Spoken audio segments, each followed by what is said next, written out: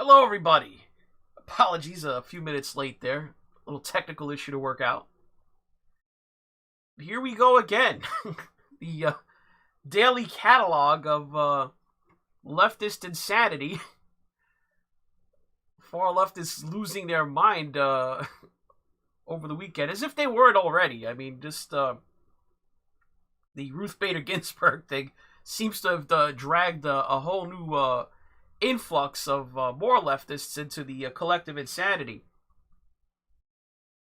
So let's see who's here in the early Sunday morning soiree I'm throwing here.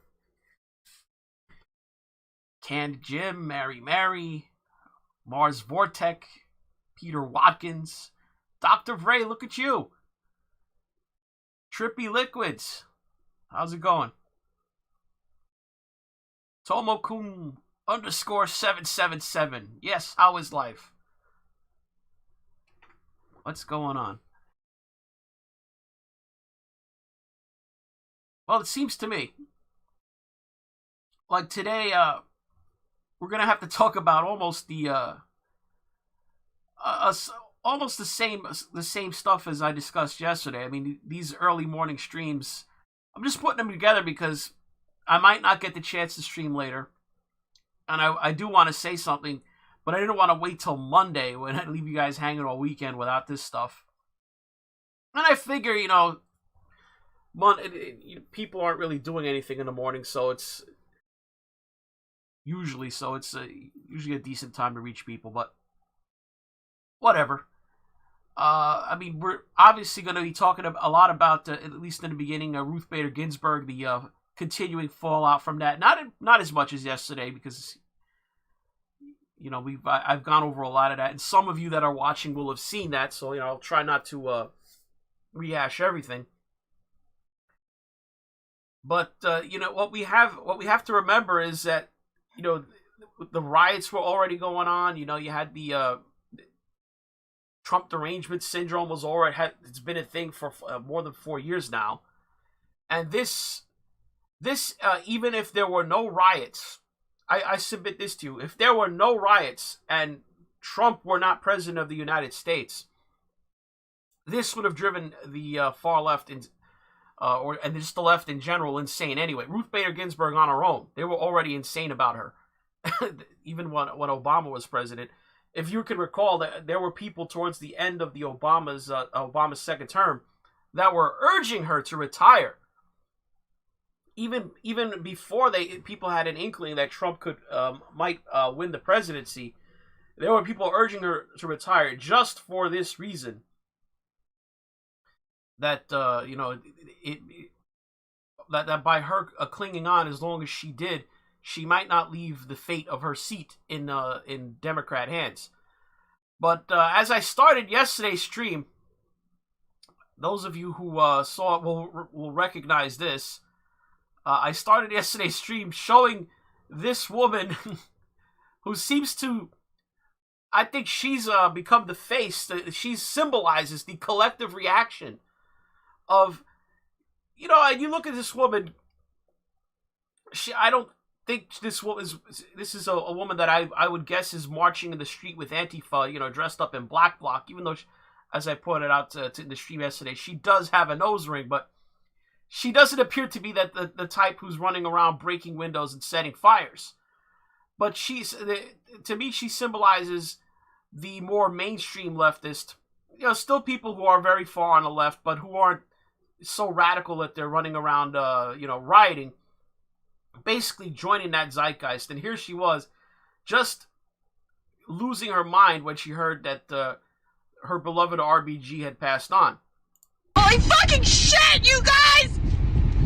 I'm driving in a car, but I just got a notification that Ruth Bader Ginsburg died! Fuck! Could this year get any fucking worse? Ruth, you just had to make it to 2021!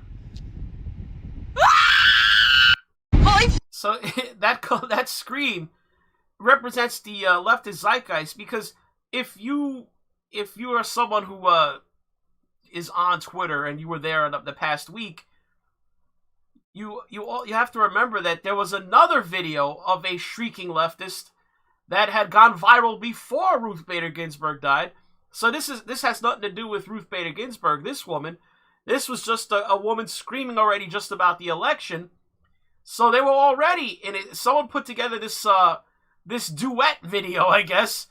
So this is the current zeitgeist to the left. The woman on the left, she was already shrieking hysterically before RBG died, and now she's joined on the right by this woman post RBG.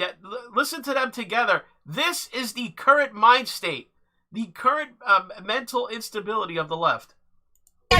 Shit, you guys! You know why? Because I'm driving in the car, but I just got a notification that Ruth Bader Ginsburg died! Maybe we can have the conversation about dismantling the two-party system. Could this year get any fucking worse? Maybe we can do that later, kiddo! You just have to make it to 2021! Maybe we can talk about it later! So yeah, that sums everything up. You have... I think it's dangerous. We have leftist women driving cars who are shrieking hysterically and totally out of control. I don't think this is safe. I don't know about you, but you might want to stay off the road for a few days if you can. This is disturbing. Should they be operating heavy machinery, driving these vehicles? I don't know, guys. What do you think? Do you think it's safe for women who are emotionally disturbed to be driving? That wow! Can you imagine being married to one of these women? Oh my God! Think about it. Somewhere out there might be a couple of men who are involved in a relationship with these. Oh my Lord! I couldn't even fathom it. But I showed yesterday. This reaction is just not. It's not just spontaneous people reacting in a car. Taking videos. I mean, they're putting on Twitter to burn it all down. Here's Reza Aslan, who just seems to have completely lost. Now, I say completely lost to keep in context. Reza Aslan is a man who's actually committed an act of cannibalism on camera, eating human brains during a trip to India he made. So I mean, take that with a grain of salt. But here is Reza Aslan tweeting threats. If they try to replace RBG, we burn. Oh, come on. But be quiet, Reza. Here's another guy. Burn it down. This Alyssa Mastro, whatever. Is this Philip Obenschain? Another one with the burn it down. So you're starting to get this theme. Here's this Twitch streamer Bad Bunny. Again, just like that screaming woman, she's cursing Ruth Bader Ginsburg for having the audacity to die during the Trump presidency.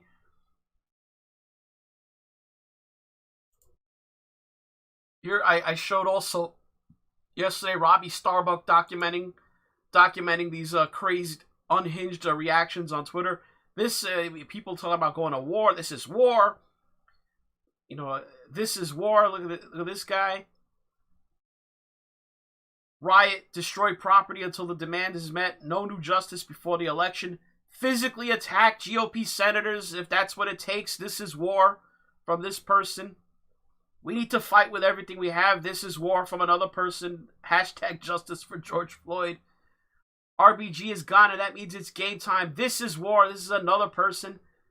Here's another guy. Same slang language from this Jillian Lee. This is war. Every hashtag resistor unite. Blue checkmark Amy Siskind. No butter knives at gunfights. Fight for us and we will have your backs. This is war. Unreal. But I just want you to recall, as these people call for, not letting Trump replace Ruth Bader Ginsburg, that just 4 years ago, we had this tweet from Chuck Schumer. Attention, GOP. Senate has confirmed 17 Supreme Court of the United States justices in presidential election years. Hashtag do your job. Well, that should come as no surprise, right? I showed that to you yesterday. Don't think I showed you this, though. Barack Obama's tweet, also 4 years ago in August 2016. Summer's almost over, Senate leaders. Hashtag do your job. Fill, period, the, period, Supreme, period, court, period, vacancy, period. The man himself, Barack Hussein Obama. Yes, this Caleb Hull, he even dug up this video clip of Obama from 2016. Sounds like a reasonable man. To happen now. When there is a vacancy on the Supreme Court, the President of the United States is to nominate someone. The Senate is to consider that nomination. Let me stop it right there. Those two sentences he just said, it's the President's job to nominate someone, and the Senate's job to basically advise and consent, or as we say today, confirm someone. That's literally it. That is all the Constitution has to say on this topic. There is literally nothing else the Constitution has to say. There's no caveats. There's no exceptions. There's no, oh, you can't do this during this year or that year. That's literally, the Constitution says when there's a vacancy, the president will nominate a person for the position, and the Senate can advise and consent. It doesn't say how they have to do that. It doesn't say when. It doesn't say when they can't do it. That's literally the only thing that the Constitution has to say on the matter. So I'm laughing at all these arguments people are making back and forth, just as I was laughing 4 years ago when this was going on. When Mitch McConnell, they claimed that he set the Mitch McConnell precedent that you can't elect someone in an election year. You can't appoint a justice. Well, it's not true. It's not what he said, number one. Number two, let's say for argument's sake he had said it. It sets no precedent. Mitch McConnell does not overrule the Constitution. This is the funniest thing I've ever heard. Mitch McConnell, even had he said that, and because remember, Mitch McConnell's technically what he said was when the presidency and the Senate are divided, he made that caveat. Well, that's not the case here, so his so-called precedent wouldn't apply. Number two, there's no such thing. Mitch McConnell can't hand wave away the Constitution. We're not forever handcuffed by the political nonsense of Majority Leader Mitch McConnell. Let's let Obama speak some more. And either they disapprove of that nominee or that nominee is elevated to the Supreme Court. Historically, this has not been viewed as a question. There's no unwritten law that says that it can only be done on off years. He just confirmed what I just told you, people. There is no law. The Constitution, it's fairly straightforward and simple. It's in black and white. That's not in the constitutional text. I'm amused when I hear people who claim to be strict interpreters of the Constitution suddenly reading into it a whole series of provisions that are not there. There is more than enough time for the Senate to consider in a thoughtful way the record of a nominee that I present and to make a decision. We're going to find somebody who is an outstanding legal mind, somebody who cares deeply about our democracy and cares about rule of law. There's not going to be any particular position on a particular issue that determines whether or not I nominate them, but I'm going to present somebody who indisputably is qualified for the seat, and any fair-minded person, even somebody who disagreed with my politics, would say would serve with honor and integrity on the court. Now, part of the problem that we have here is we've almost gotten accustomed to how obstructionist the Senate's become when it comes to nominations. So in some ways, this argument is just an extension of what we've seen in the Senate generally, and not just on judicial nominees. Should we interpret your comments just now that you are likely to choose a moderate nominee?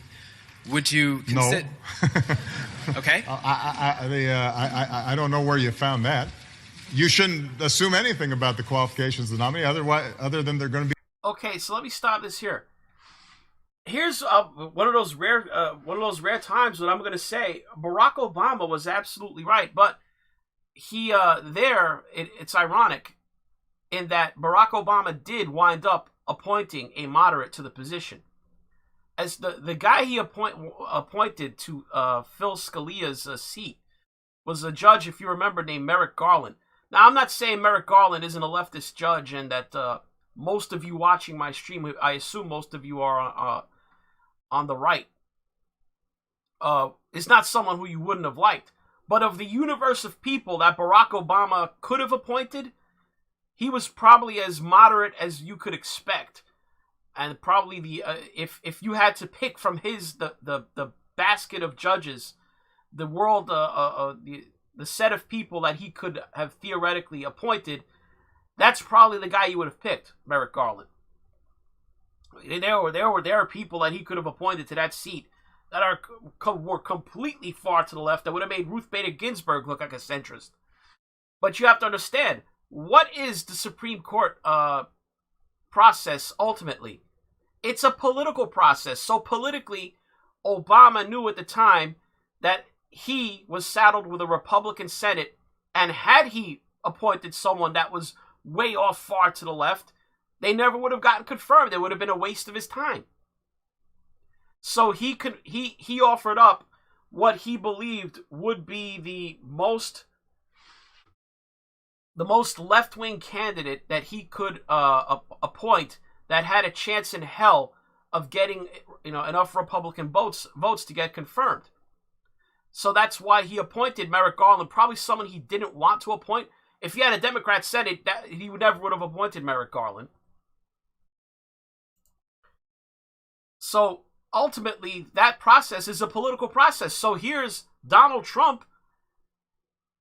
He has a vacancy, and now his decision is basically one of the elements that's going to go into his pick is also political. He has a Senate majority working in his favor, so he pretty much can pick someone. He has a freer hand in who he can pick, so he can pick someone that he really likes. He's not really beholden to the Democrats. I think that the only check on who Donald Trump would appoint was it can't be someone so far to the right that the likes of Susan Collins and Lisa Murkowski and Mitt Romney, those waffling people in the center, the squishes. He can't pick someone that's so fire-breathing, to the right that they would have trouble voting for him. So that's really the only check. It's basically within the space of Republican politics. Obama, he couldn't pick someone that his party loved, so he was forced by politics to offer up a Merrick Garland. My position at the time was, this is where I wound up on it. I supported what Mitch McConnell was doing, but I thought his tactics were flawed. I'm like, why didn't he just give them the hearings that they were screaming for, and then just have his caucus vote down the nominee? All they had to do is keep voting down Merrick Garland. Then, assuming Obama appointed a different person and didn't double down and appoint the same guy again, which would be a waste of time, Obama would have sent someone else up. And if you really wanted to be hardball politics, pure political considerations, all the Republicans had to do was keep having these long hearings, delay them as long as you want. They could have done that. But eventually, give them an up or down vote. That's something I'm in favor of. You do at least owe the person a fair hearing and an up or down vote. So my position was they probably only would have had to have done that 2 or 3 times. Just keep rejecting whoever he set up there. If you wanted to be brazen about it, say, yeah, we're just Just observe the form, but just vote no. Had they just voted no on Merrick Garland, vote no on the next guy Obama would have offered up, I'm sure if on a second no, he would have offered up a third. The clock would have run out. The election happened. Trump won, and that was it.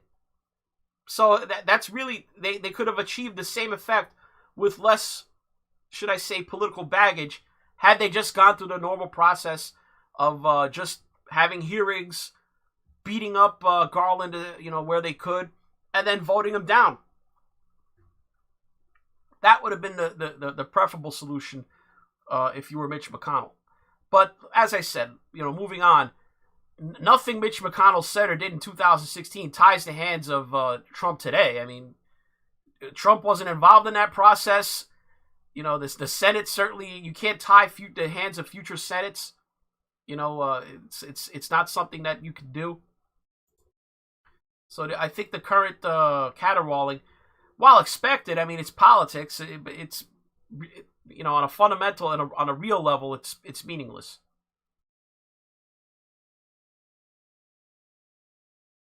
But think about it. As much as we're going to talk about these so-called final wish of Ruth Bader Ginsburg, she herself in 2016, she said this herself. 2016, nothing in the Constitution prevents final year Supreme Court of the United States picks. Wow, shocking. The Supreme Court Justice Ruth Bader Ginsburg in 2016 said, nothing in the Constitution prevents a president from nominating to fill a court seat. Ginsburg was reacting to the upcoming fight over a replacement for her friend and colleague Justice Antonin Scalia, who passed away. Remember, they found him in the bed with the pillow over his face. Very strange. So at the time, she was talking about Judge Merrick Garland. I think he's about as well qualified as any nominee to this court. Ginsburg said of Garland, according to a July 2016 report from the New York Times, super bright, very nice, very easy to deal with, and super prepared. He'd be a great colleague. And the Times called her answer immediate when asked if the Senate had an obligation to assess Judge Garland's qualifications. That's their job, Ginsburg told the outlet then. There's nothing in the Constitution that says the president stops being president in his last year. She was absolutely right. She was right then. Ginsburg, who passed away Friday after battling metastatic pancreatic cancer for years, reportedly expressed the wish that a replacement wouldn't be confirmed until a new president is installed. Yes, let's talk about that now. You had the NPR report that Justice Ginsburg's deathbed statement was that my most fervent wish is that I will not be replaced until a new president is installed. They claim that she dictated that to, I believe, her granddaughter a few days before she died, which goes to, I guess she's like the reigning Queen Elizabeth or Queen Victoria dictating her succession, on her deathbed. I don't see anything in the Constitution about, Justice Ginsburg being a reigning sovereign dictating her successor.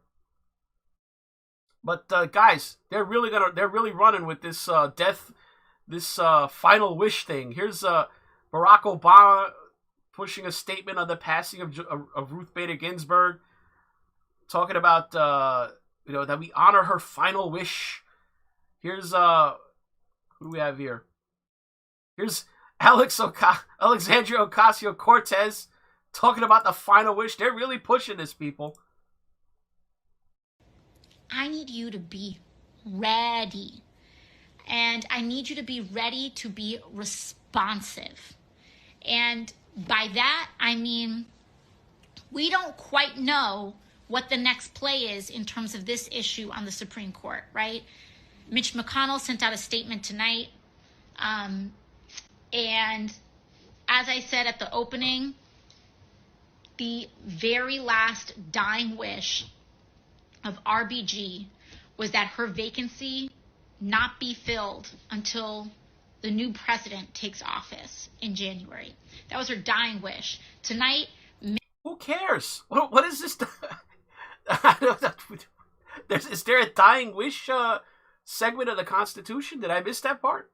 Mitch McConnell publicly The night of her passing, he couldn't wait 24 hours, issued a statement saying that he was going to give Trump a vote in violation of her dying wish.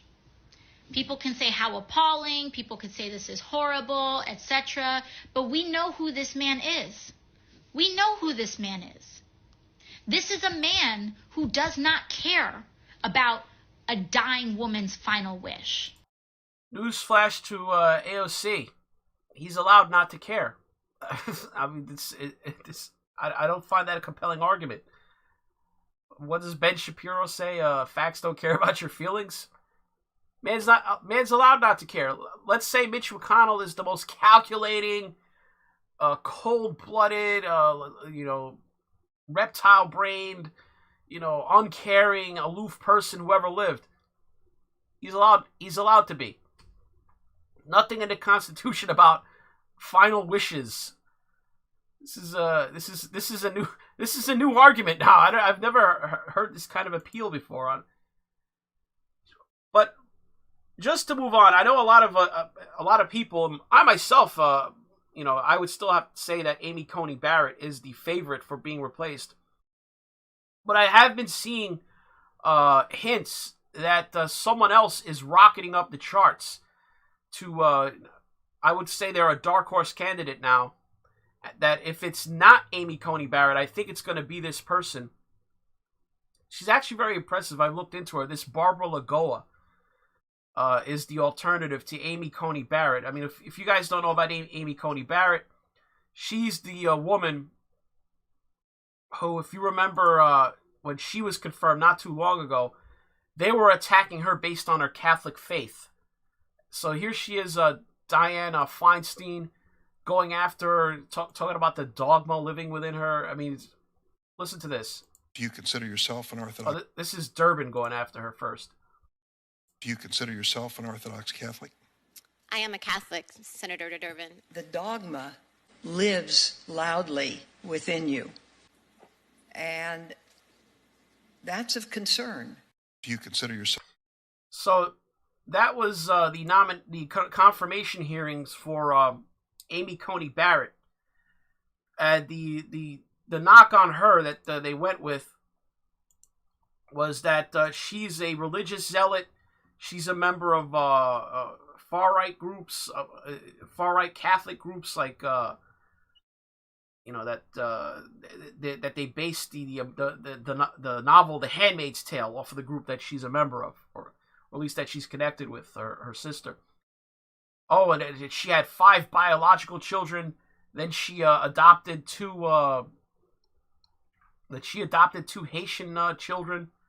So she's raised 7 kids, guys. This is anathema to the pro-abortion left. You have to understand that she had 5 children of her own and then adopted 2 more. One of them a special needs child. This apparently disqualifies her for the court. I guess she loves children so much, I guess, that this disqualifies this wonderful woman from serving on the court. But I'm sure most of you have probably heard a lot about Amy Coney Barrett if you follow the court issues before. The other woman that I mentioned, this Barbara Lagoa, they're gonna probably go after her on similar themes. Probably that'll be an element of it. That I would assume she's also a Catholic. She's the daughter of Cuban exiles. She was born in Miami in 1967, and she has 3 daughters herself. You can see here, and she's been a judge longer. She has a longer history of being a judge than does Amy Coney Barrett. That was one of Trump's knocks why he didn't pick Amy Coney Barrett last time when Scalia was up 4 years ago, or was it 3 years ago? I'm sorry, when he picked, was that he felt that she didn't have enough experience yet. She'd only been on the court a few months. She hadn't been a judge prior to that point. Barbara Lagoa, that's not going to be the case with her. I think I saw something where she has 11,000 cases. She's an originalist judge in the mold of a Scalia. She has, with those 11,000 cases, she's not a roll of the dice. You know what kind of a judge she is. She's a rock-solid originalist, textualist, that kind of thing. So let's read a little bit about Barbara Lagoa.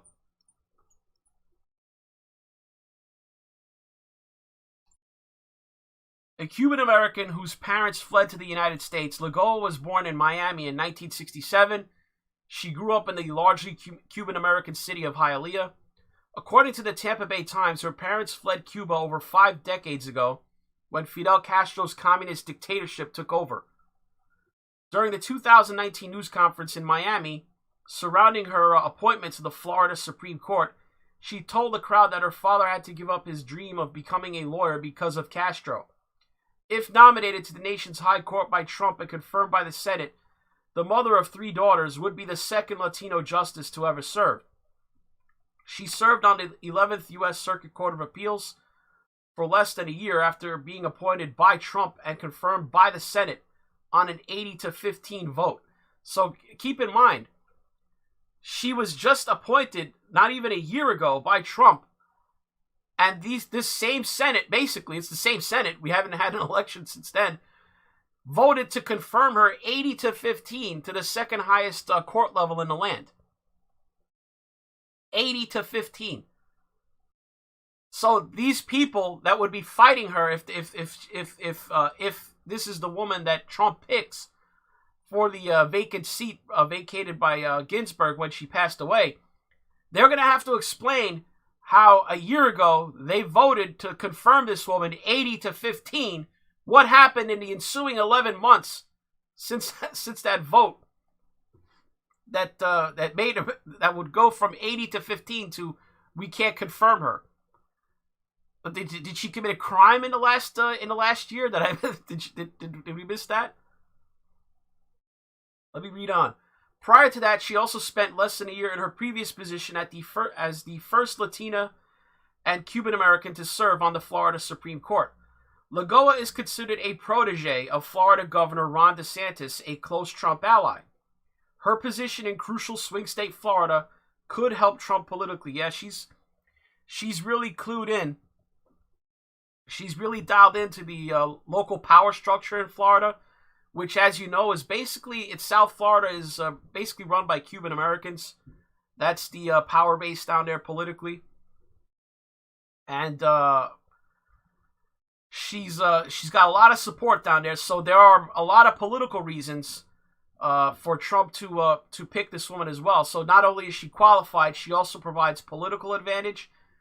You know, you have to mention that's a consideration as well. So if it is not Amy Coney Barrett, I predict that it will be Barbara Lagoa.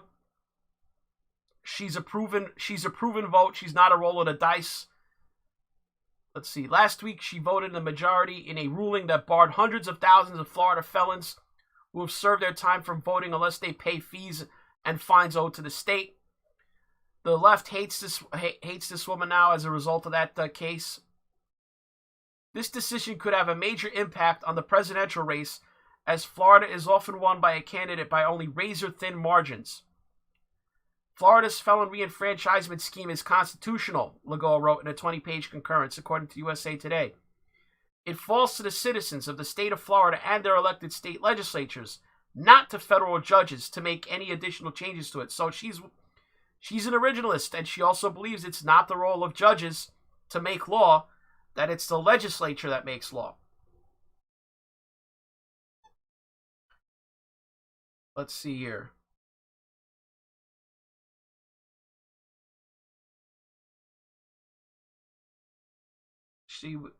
She graduated from Florida International University, but then she attended Columbia University Law School. She is a member of the Conservative Federalist Society, which stretches that judges should say what the law is, not what it should be. She is married to lawyer Paul C. Huck Jr., and her father-in-law is United States District Judge Paul Huck. So that's the skinny on Barbara Lagoa, the dark horse candidate, in the event that Trump doesn't go with Amy Coney Barrett. Obviously, you've seen Trump. Trump released a list of the people that he's considering. She was on it. A lot of people feel that she's on the short list that they're cutting down, that they're going to announce. So I'm going to read to you this reading by Andrew McCarthy. Again, he's a lawyer. I've read from some of his stuff before to you guys in previous streams. Respect his opinion on the law and the courts. And he's absolutely right in this. This is exactly what I was telling you before. He's saying replacing Justice Ginsburg, again, is a matter of politics, not precedent. There's no precedent here. The Constitution speaks on this. Justice Ruth Bader Ginsburg lived an extraordinary American life and leaves it with glowing admiration from even those who disagreed with her. That's all any of us can hope for. It's an unseemly but by now commonplace sign of our times. Even though she passed away just as Rosh Hashanah had begun, the politics of a now vacant Supreme Court seat could not be put on hold for a day or even a few hours. On the other hand, Justice Ginsburg herself fanned the political flames. In her last days, she dictated a statement made public after her death, expressing fervent desire that she not be replaced until a new president is installed. Since Supreme Court justices usually choose their words with care, we have to assume this is a wish not only that the seat remain unfilled until after January 20th, but that a new president be elected in the interim. It is understandable that Democrats are already exploiting the emotional power of a liberal giant's dying wish. Yet while we honor Justice Ginsburg's remarkable life, we owe her no more deference on the timing of her replacement than on the outcome of the November election. The timing of her replacement instead is strictly a matter of political calculation. Yes, that is what I said. The president, if he so wished, he could not fill the seat if he wanted to, and just, hold it, have the election, win re-election, and then decide, I'll do it sometime next year. That he's allowed to do. Or he can come out today, and he can come out right now and announce a pick right now.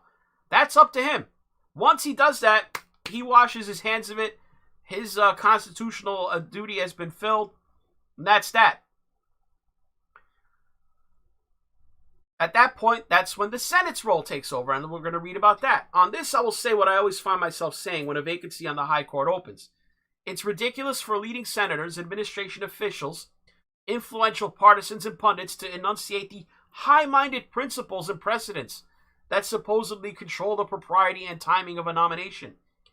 In reality, there are only two rules, both set forth in the Constitution.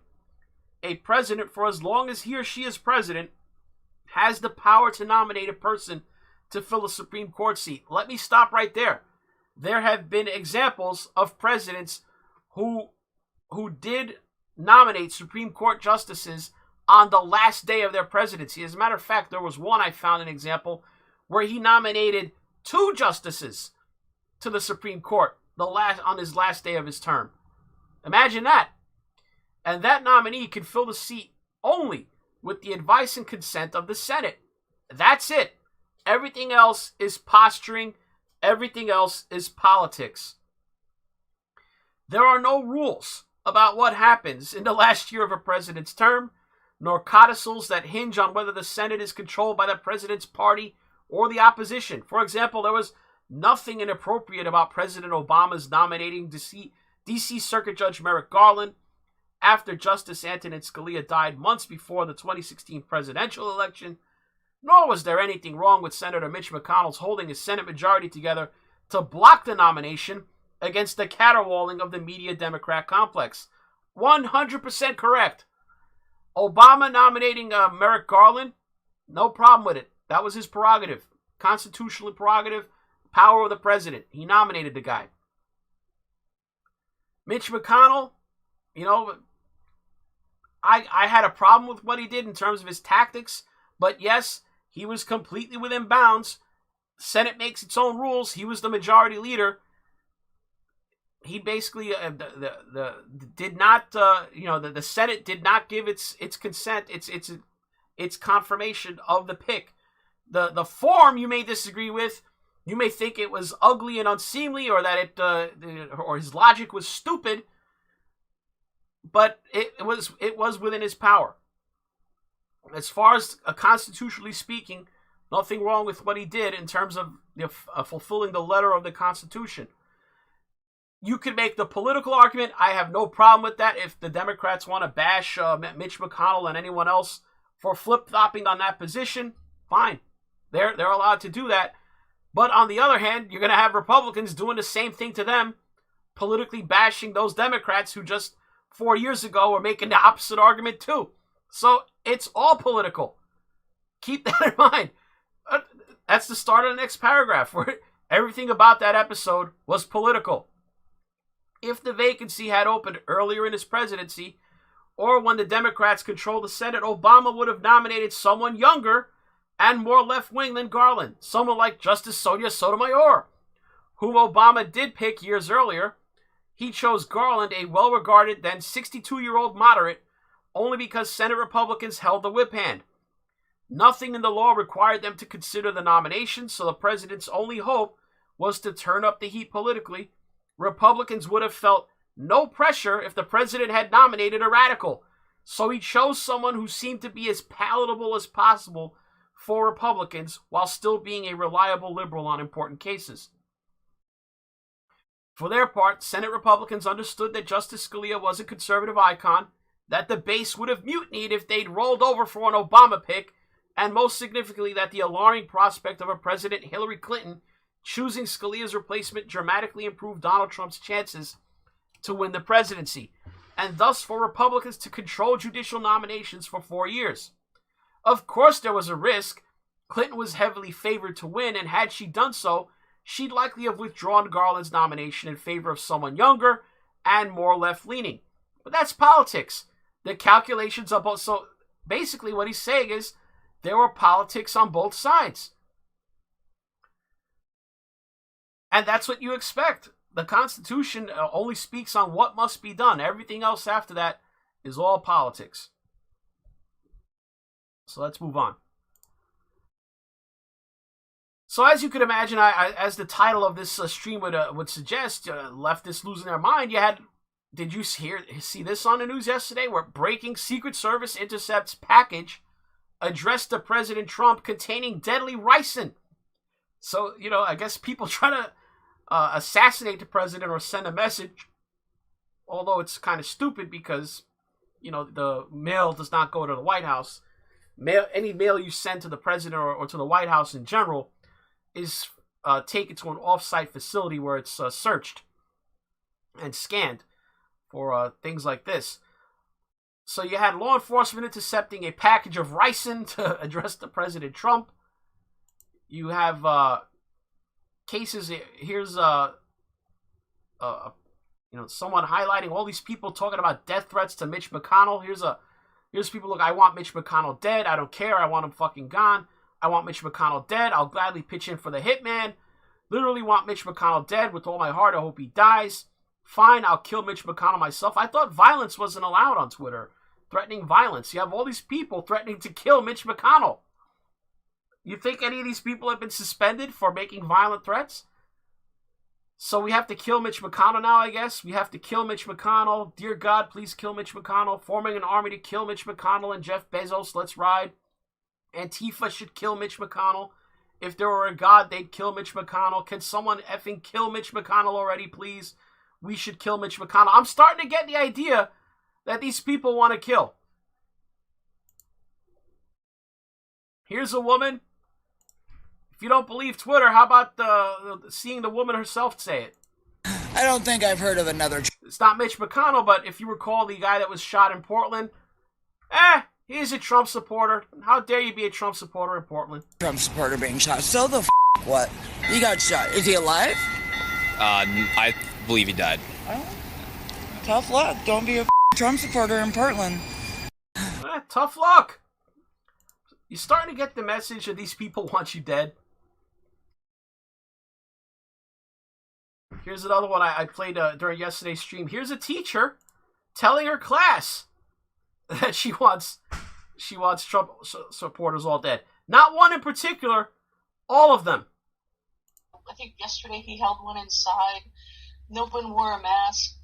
And I've become the type of person where I hope they all get it and die. I'm sorry, but that I am so frustrated and just I don't know what else to do. You can't argue with them. You can't talk sense into them. I said to somebody yesterday, I hope they all die before the election. That's the only... Let me pause that right there. I hope they all die before the election because they don't agree with her. That's the only saving hope I have right now. Definitely bootlickers. Anyhow, okay, I'm going to stop talking about politics because I really should not be talking politics in here. Gee, you think? This is a teacher teaching a class.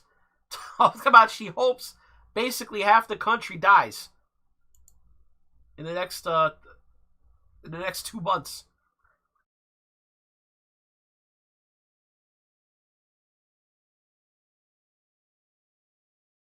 Here's another guy I played. Here's a veteran of the war in Afghanistan on a plane wearing a Make America Great Again mask. I showed this again yesterday, so if you were watching yesterday's stream, you would have seen this too.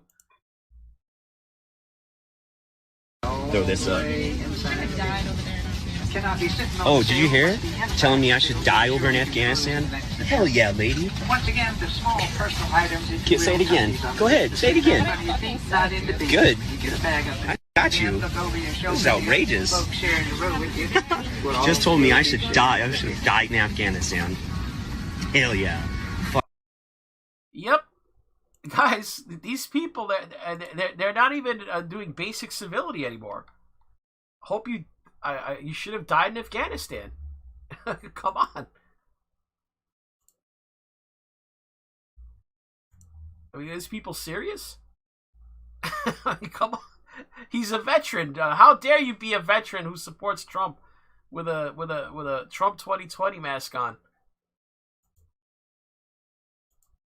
All right, let's move on. I've spoken enough about that, but speaking about leftists who want you dead, did you see this story in the news? Did you see this story? A massacre by a Black Lives Matter supporter?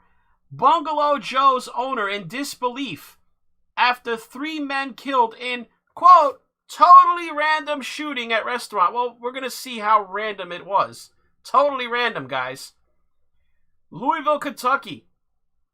Joe Bishop was still in disbelief the day after 3 customers were killed in a shooting at his restaurant, Bungalow Joe's Bar and Grill. Now, if that's familiar to you, Louisville, Kentucky, isn't that where Breonna Taylor was killed? In that police-involved shooting during that drug raid? I believe it was, but I don't think I'd be scrubbing blood off my patio on a Saturday morning, Bishop told WDRB News. I thought I was getting ready for everybody to watch the ball game. Bishop said he'd just gone to sleep when he got a call around 11:15 p.m. Friday from one of his managers about a shooting at the restaurant. When he got to the scene, one of the victims had been rushed to a hospital and 2 others were lying on the patio. According to Bishop, it was a normal Friday night at Bungalow Joe's when a man walked up to the restaurant and shot 3 customers, all men who were sitting in the patio area at point-blank range. Nobody had ever seen this guy before, Bishop said, referring to the shooter. It was a totally random act. The men did not exchange words at any point in time before the shooting, according to Bishop. Well, what would cause a person to just walk up to a bar, shoot 3 people without ever interacting with them? What might be the motive behind that? I'm not sure. Let's read on. Social media is full of people saying this happened and that happened and wanted to get political with it. There was nothing political about what happened, he added. This guy's in denial. You're going to see why. Louisville Metro police officers responded to the bar, located on Beulah Church Road, around 11:30 p.m. 2 of the men who were shot, Torian Jermaine Hudson, 26, and William Scott Smallwood, 48, were pronounced dead at the scene, according to the Jefferson County Coroner's Office. The other victim, Steve Matthew Head, 24, died from his injuries at University Hospital. Michael E. Rines Jr., 33, was arrested just after midnight Saturday after police found him crawling in brush near the restaurant, according to Rines' arrest report. Police said Rines' clothing matched the clothing of the suspect caught on video and that he had a handgun loaded with several rounds that were manufactured by the same company that made the shell casings found at the scene. Rines faces 3 counts of murder and is scheduled to be arraigned in court on Monday. His bond was set at $2 million. according to the Louisville Metro Corrections online booking log. Why? Why, Bishop asked. I mean, I could understand if there was an altercation, but why? Again, the owner of the bar is in denial. You're going to see clearly why.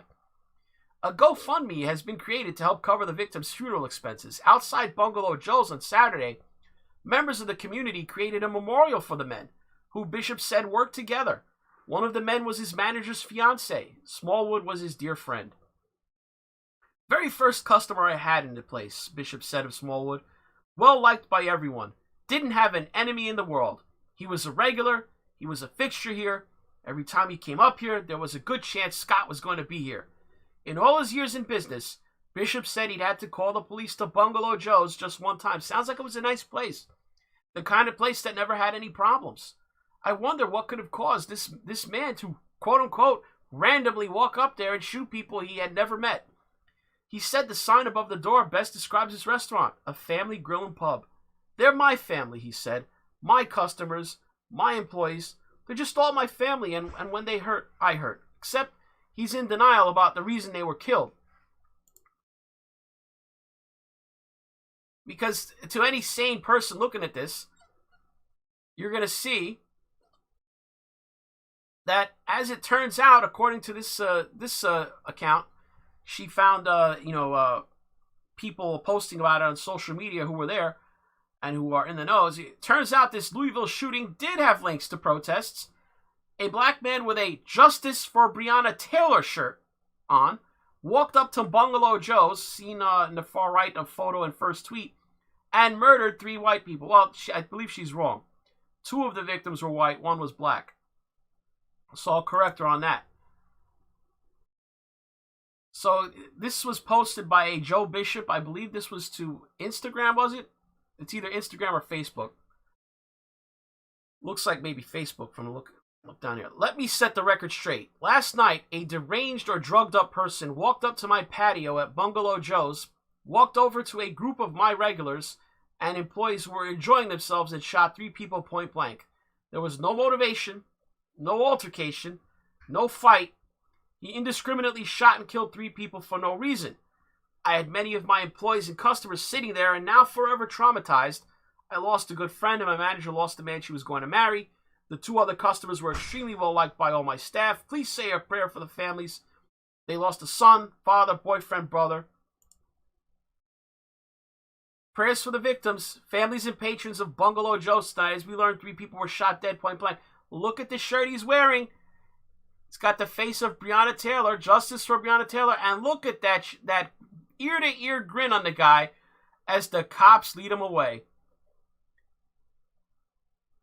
Seems to be very pleased with himself, pleased at his handiwork, as they lead him away in the Black Lives Matter Justice for Breonna Taylor shirt, after he just walked up and randomly executed 3 people at the bar wearing this shirt with this shit-eating grin.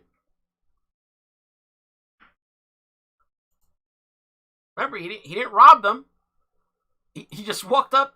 He walked up to 3 people he'd never met before, exchanged no words with, and just executed them point blank range, and then left. There's no robbery motive. There's no retaliation motive here. It's just a guy wearing a Justice for Breonna Taylor shirt, randomly executing people. Sherry Embry, I guess this might also be on Facebook. Thank you. So many of us are going to Bungalow Joe's, which is owned by a retired officer and an OCC member. Sad, just so sad. You think a restaurant which is known to be owned by a retired officer might be a target of Black Lives Matter violence? And the dude that shot and murdered them is wearing a Justice for Breonna Taylor shirt and smiling. Seriously, this has got to stop. Anyone want to talk about narratives? Is that a justice for shirt? Anyone want to talk about how police didn't shoot an armed black male, which happens way more, who just shot 3 people? No? Makes you uncomfortable? Thought we want these combos. No? Doesn't fit your narrow mindset? If not, we can wait until the script is flipped and you want. Let's go back.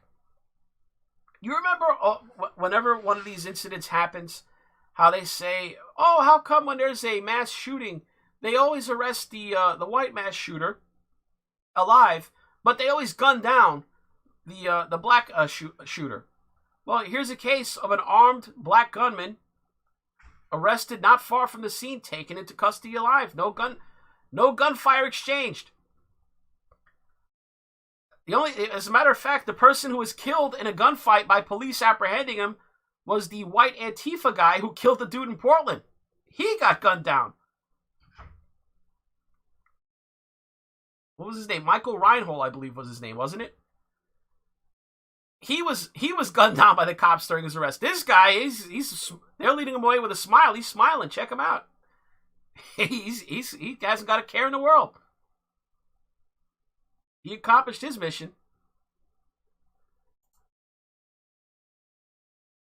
So here's one of the victims. I assume this is the fiance of the manager, the guy in the middle. I assume he was one of the victims. I believe he'd be the 24-year-old that was mentioned as the beloved patron. Gee, I wonder why he shot him.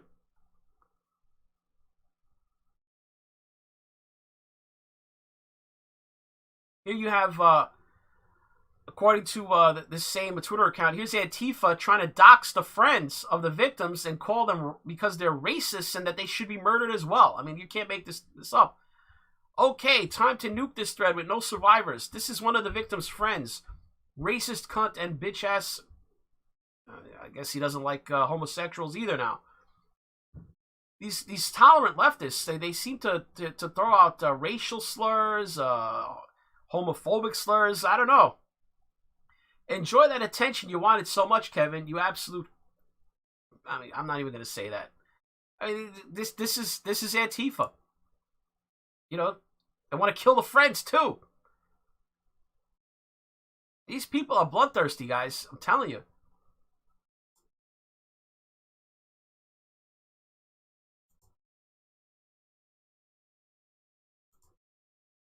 As I cycle through the tabs here, yes, the Tabapalooza. Here's another one. This one's a cell phone. A self-own by Antifa here, guys. Here we have Philadelphia yesterday, where don't ask me why, but Antifa seemed to believe that the Proud Boys were going to hold an event in this park. So they showed up to protest or counter-protest this so-called Proud Boys event, except one problem. There was no Proud Boys event in the park. No Proud Boys showed up. Now, I'm going to show you this video, and we're going to learn the story behind it. But here's Antifa chasing this individual. Now, note that he has this sort of windbreaker on with the three-stripe piping going down the sleeves. So keep that guy in mind in the next few videos I'm about to show you. They chase this guy out of the park, and you're going to see what happens. So remember, he's got the windbreaker with the three stripes piping down the sleeves, and he's wearing this mask with the blue jeans on. What the fuck you doing? What? Like I fucking said. My man, you fucked up real bad. Holy shit, you made a bad mistake.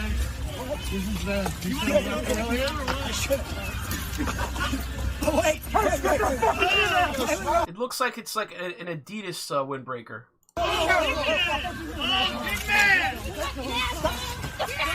Oh, check out that missed kick. Did you see that? That guy tried to kick him and missed. Fell on his butt.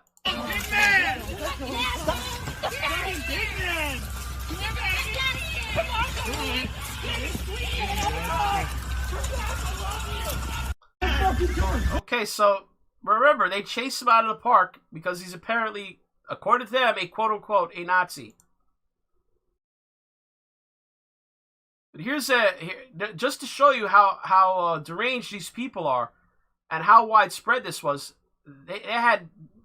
This was a bigger event than what it looked like. Look at how many people were involved in chasing this guy and the range involved. There he is running there. Look at all these Antifa chasing him through the park.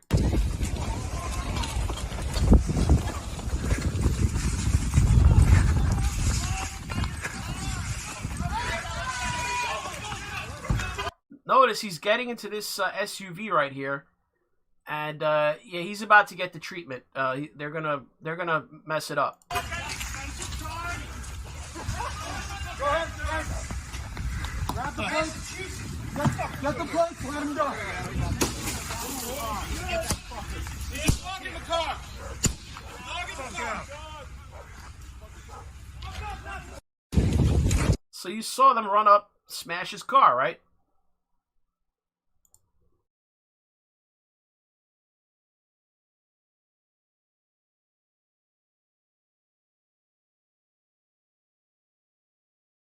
So it turns out, and you'll see some video to support this, that apparently Antifa mistook this guy as an anti-Trump.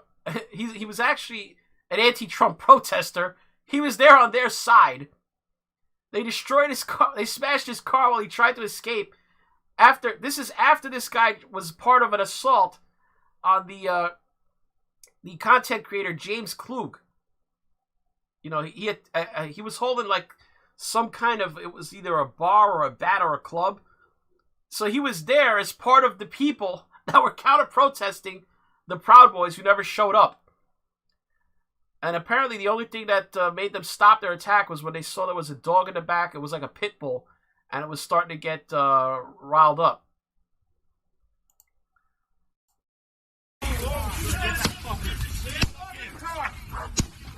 Oh, shit.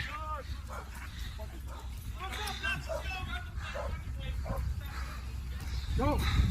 Go. Watch out. Watch out. Fuck out of here, motherfucker. You ain't your dog. Fuck off. Get the fuck out of here. Get the fuck out of here. Hi, loser. Go back to Massachusetts. Yeah, bitch. Get the fuck out. Fuck you. Starting to think this guy might be regretting. I might have picked the wrong team. Go! Go forward! Let him go! Go! Fuck you! Fuck off! Get the fuck out of here!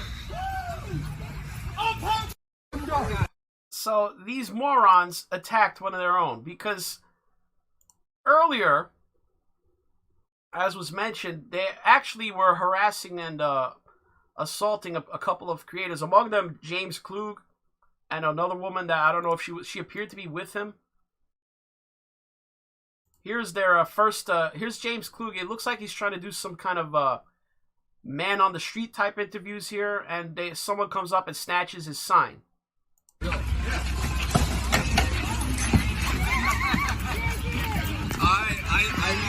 I knew that.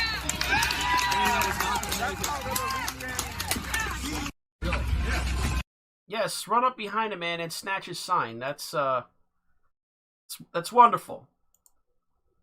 But you'll see later on, this I'm going to consider assault just because it's disgusting. Now, if you have a weak stomach, do not watch this, guys.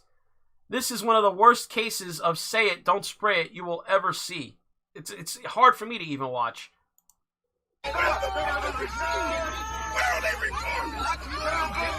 Remember, we're supposed to be in a coronavirus social distancing minded situation. This guy is just spraying everywhere. Look at those droplets, people. Oh, God. Those droplets. Should I you know what? I'm not going to show that again. Let's move on from that. Wow. Guy was spraying everywhere. But here, things just get out of control. And the woman in question that was with James Klug was Lisa Elizabeth. She gets assaulted. They pull her hair. They push. They shove. You know, typical Antifa, let's manhandle a woman.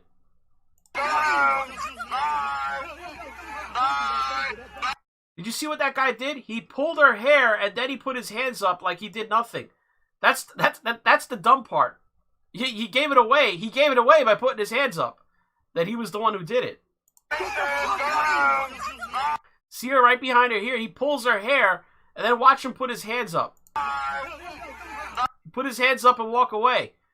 That's typically what Antifa does. They'll attack you from behind. Then the person who actually did it will run away and the others will move in and cover for him.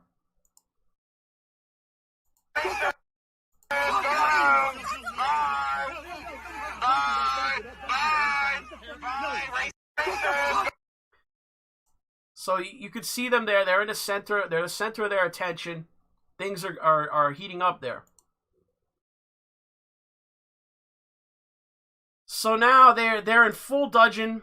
They've decided that these two are Nazis, and they're determined to get them out. Keep an eye out at various points.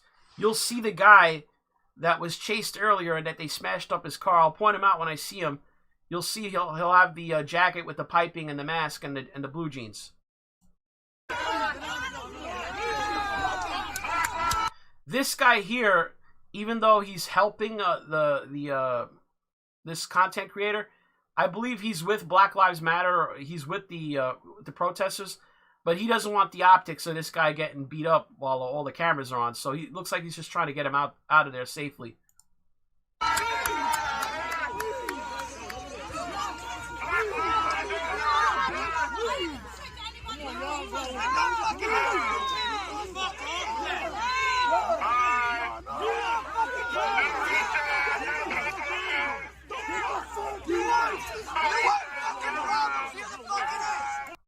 Okay, so that's the point where they pulled her hair. So you're right, guys are right. It wasn't the guy in the gray.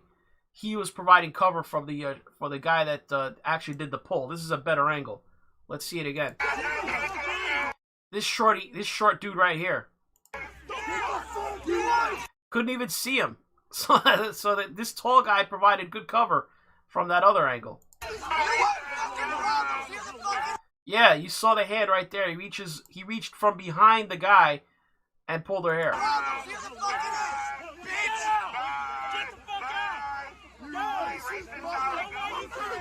You racist motherfucker!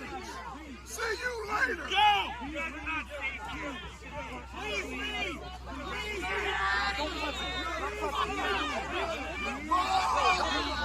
Bye!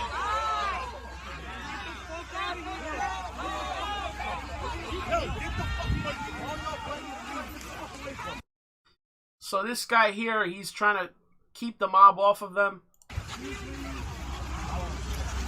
Come on, man. Yo, y'all starting shit, but they gonna start shit with y'all. So come on, man. We don't need this shit. Political debate. We can keep it respectful. Yo, you want fucking trouble? Is that what the fuck you want? You came here for fucking trouble? Hey, fucking leave! Dude, you're about to get jacked in the fucking mouth! Don't stop touching them. No, you want trouble! You came for it! Here it is, bitch! Come on! Yo, stop fucking That's what you came here for. That's what you wanted, bitch! Come on, man. Come on. Yeah! I came here and you guys are fucking There he is. The guy with the jacket, with the piping and the mask, that's the guy who they chased out of the park. He was one of them. Yeah! He's one of the people that chased these people out of the park. He had some kind of bar with him. This guy sees him with the bar. He says, "Hey, get away." Please leave. Please leave. Please leave. I appreciate your help. So you see, he's not with these people. He was one of them. Man, I honestly,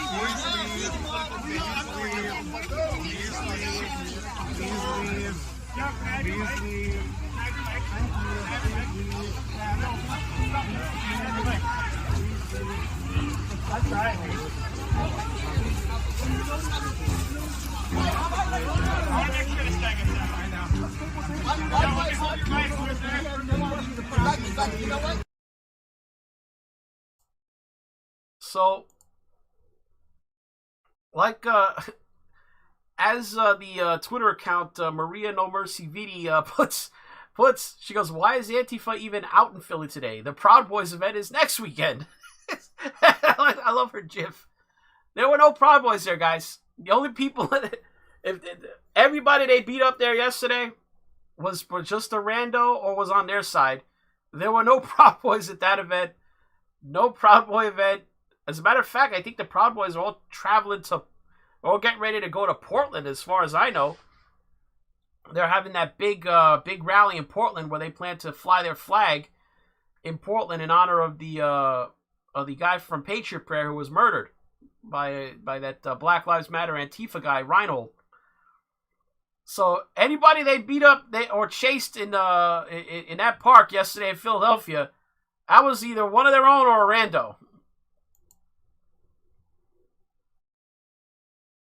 So here we had some stuff pop off in New York. It's basically the same thing in New York. Again, there's no major right-wing presence in New York, so the only people that they can fight, the commies in the streets in New York City, are the cops.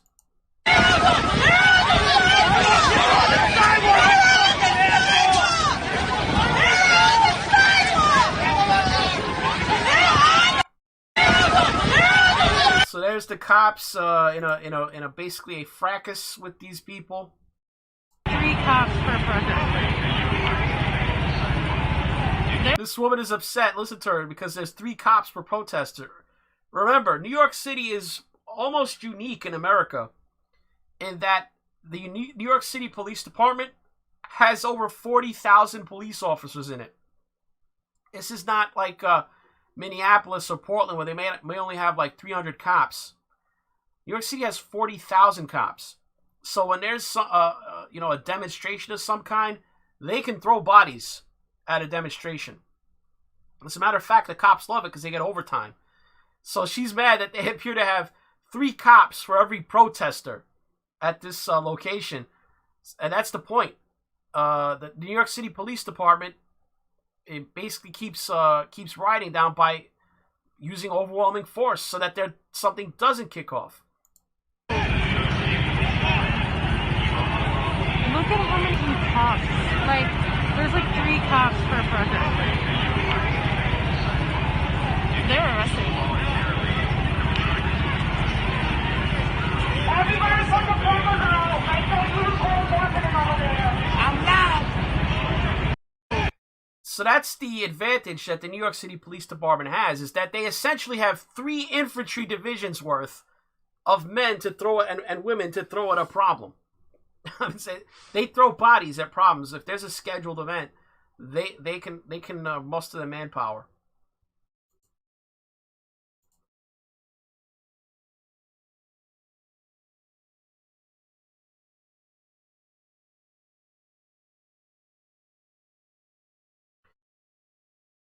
All right, so we'll take a brief interlude from riot stuff. I have some more to show you, but I didn't mention anything about the Trump peace deals in the Middle East, the so-called Abraham Accords. It's a little bit of old news now. I'm sure a lot of you have heard about it.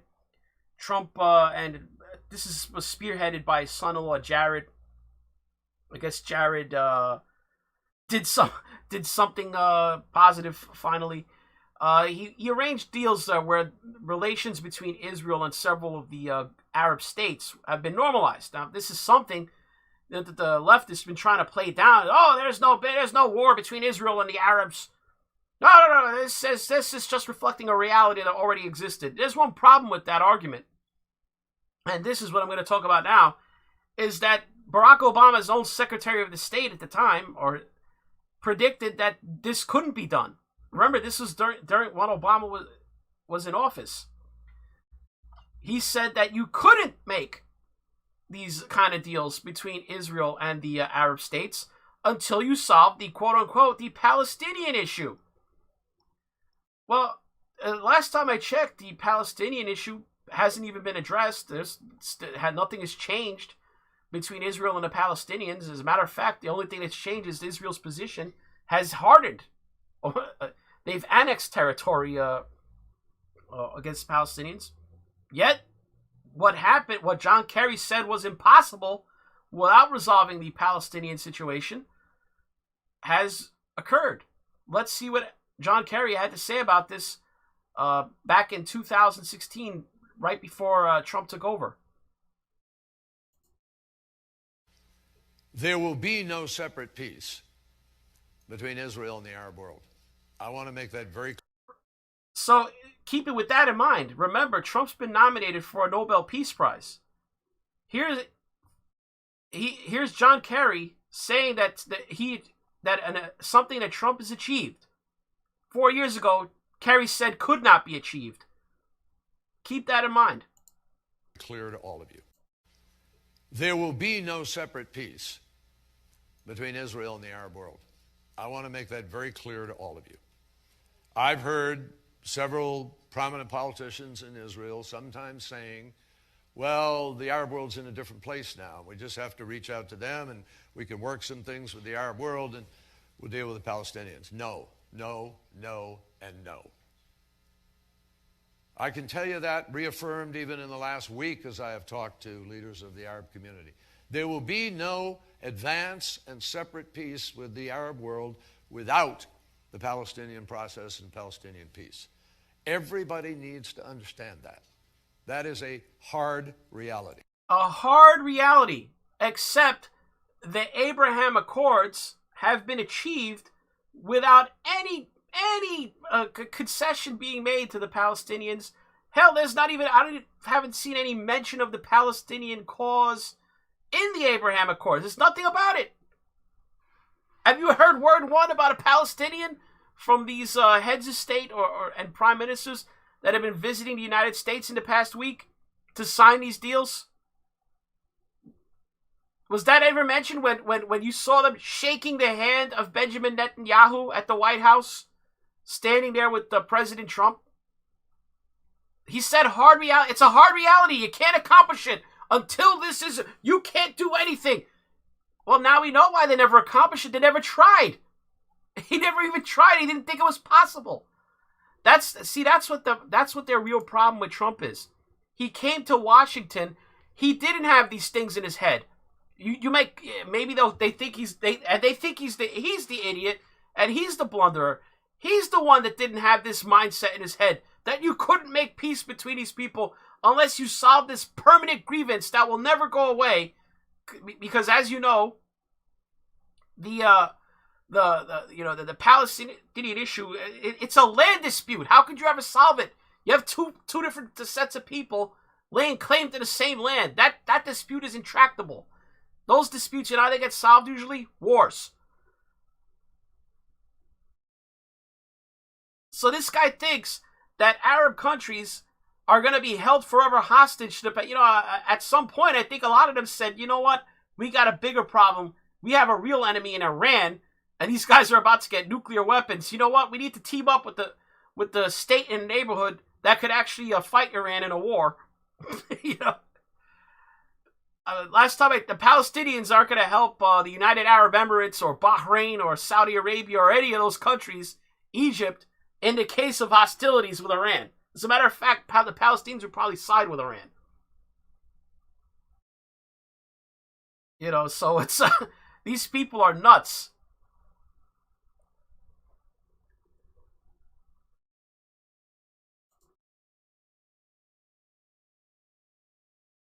Here's another one. I thought this came out as maybe a lot of you saw this last week, but you've had the left for months. Adam Schiff pushing this Russia paid the Taliban bounties to kill U.S. troops. Mind you, there's been no proof of that. And the U.S. theater commander has come back after a months-long investigation and said, nah, haven't seen any evidence of it. U.S. commander, intel still hasn't established Russia paid Taliban bounties to kill U.S. troops. Gee, you think the guy in theater, the theater commander in the area, that he'd have a better idea of what's going on in Afghanistan than Adam Schiff? It just has not been proved to a level of certainty that satisfies me, General Frank McKenzie told NBC News. McKenzie oversees U.S. troops in Afghanistan. Washington. 2 months after top Pentagon officials vowed to get to the bottom of whether the Russian government bribed the Taliban to kill American service members. The commander of troops in the region says a detailed review of all available intelligence has not been able to corroborate the existence of such a program.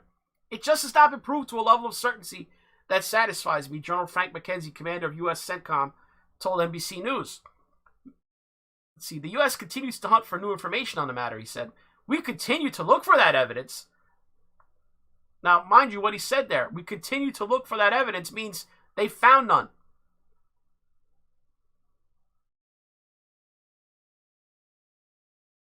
I just haven't seen it yet. But it's not a closed issue. So I'm emphasizing these words. We continue to look for that evidence. The implication of that statement is they haven't found any. The next statement, I just haven't seen it yet. It's pretty cut and dried. I haven't seen any evidence of that. To this point, he's seen nothing. And think about it logically. Since when does the Taliban have to be bribed to kill U.S. troops? I'm trying to fathom this. It's like you have to kill to kill U.S. troops. You have to pay the Taliban to do it. They're already doing it. McKenzie's comments, reflecting a consensus view among military leaders, underscores the lack of certainty around a narrative that's been accepted as fact by Democrats. This is NBC News writing this. I am shocked. I am shocked. Let me read that again. McKenzie's comments, reflecting a consensus view among military leaders. That means all the military leaders that NBC News spoke to. When you say there's a consensus, you're basically saying just about everybody agrees that's the case. So NBC News is confirming that the entire military leadership apparatus agrees with McKenzie's assessment.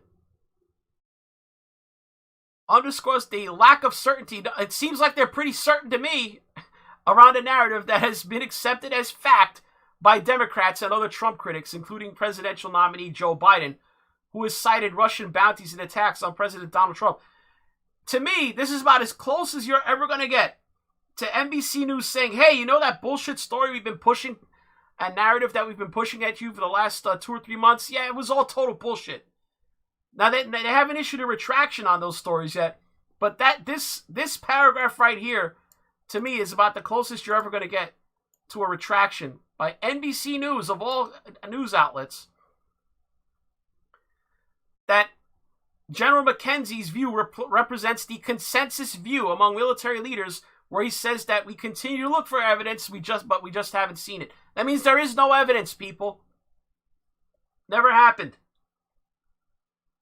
And basically, here in that sentence, they call out the Democrats because they're saying they underscore this lack of certainty around a narrative that has been accepted as fact by Democrats, when the general in charge of Central Command says there is no evidence of it, and this reflects the consensus view of the military. Unbelievable.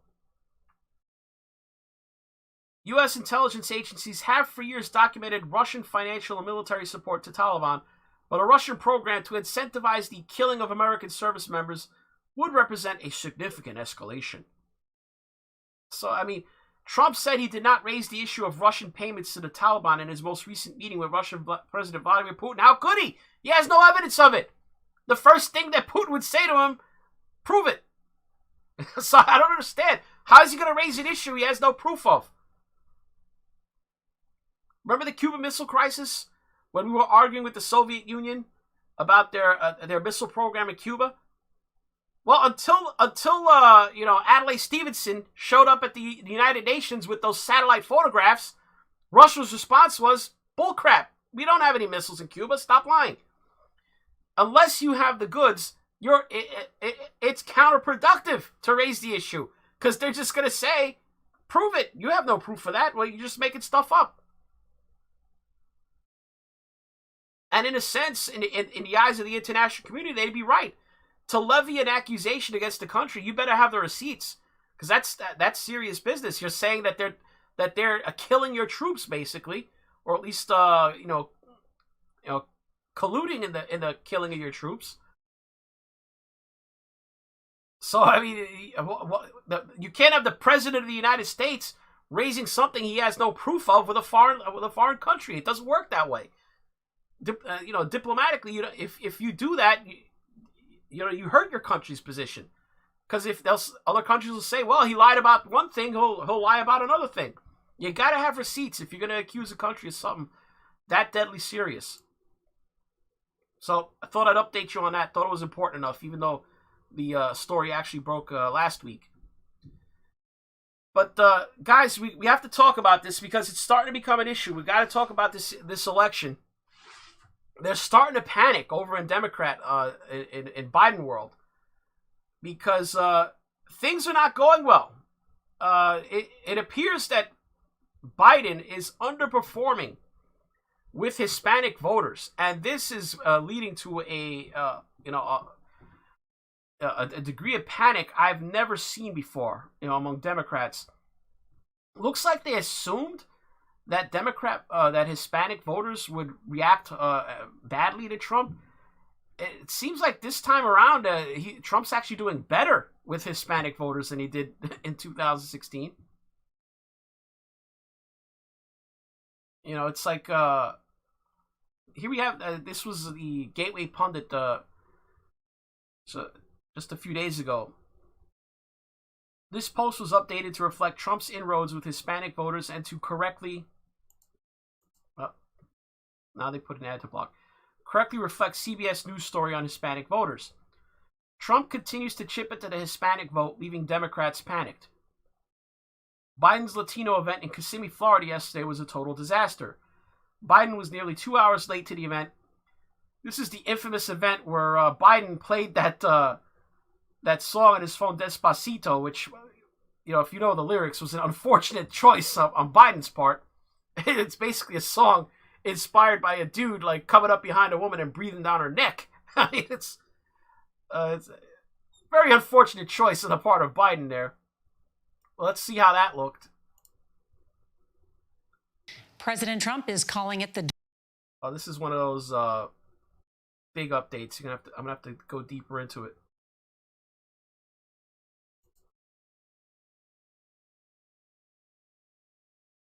Shoring up support in Florida. Democrats worry he isn't doing well enough with Latinos there and that he can't win the state without them.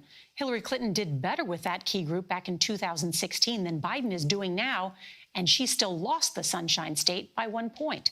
Here's CBS's Ed O'Keefe. Joe Biden launched his latest attack on President Trump in Tampa today, the home of the military's Central Command. He gets in front of a camera and crows about how much he has done for veterans, and then turns around and insults our service members and fallen heroes when the camera's off. Calls them suckers and losers. But again, another story that never happened. Haven't more than 20 people who were in the room said, nope, never happened. Not one person has come forward and said that happened.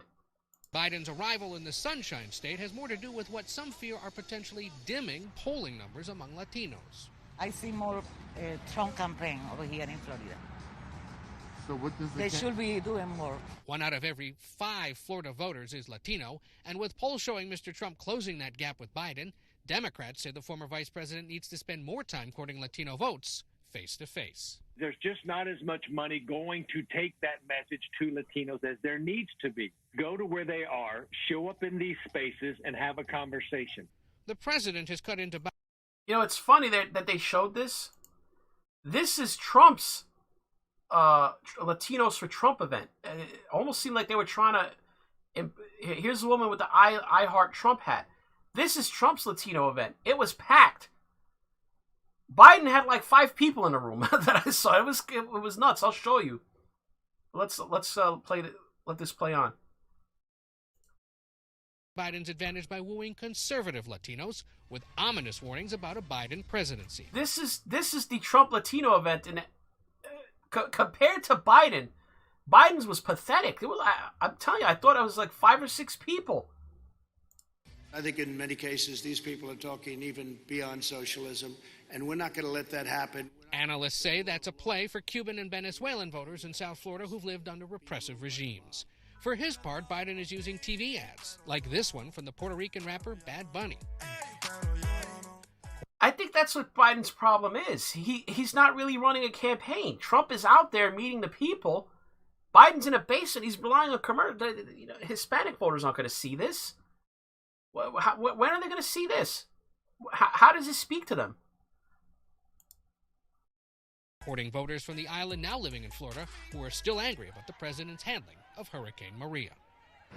Biden is hosting an event kicking off Hispanic Heritage Month tonight in Orlando, and on his way there, he defended his standing with Latinos, saying that he would be a better president for them because of his focus on 3 key areas: healthcare, education, and immigration.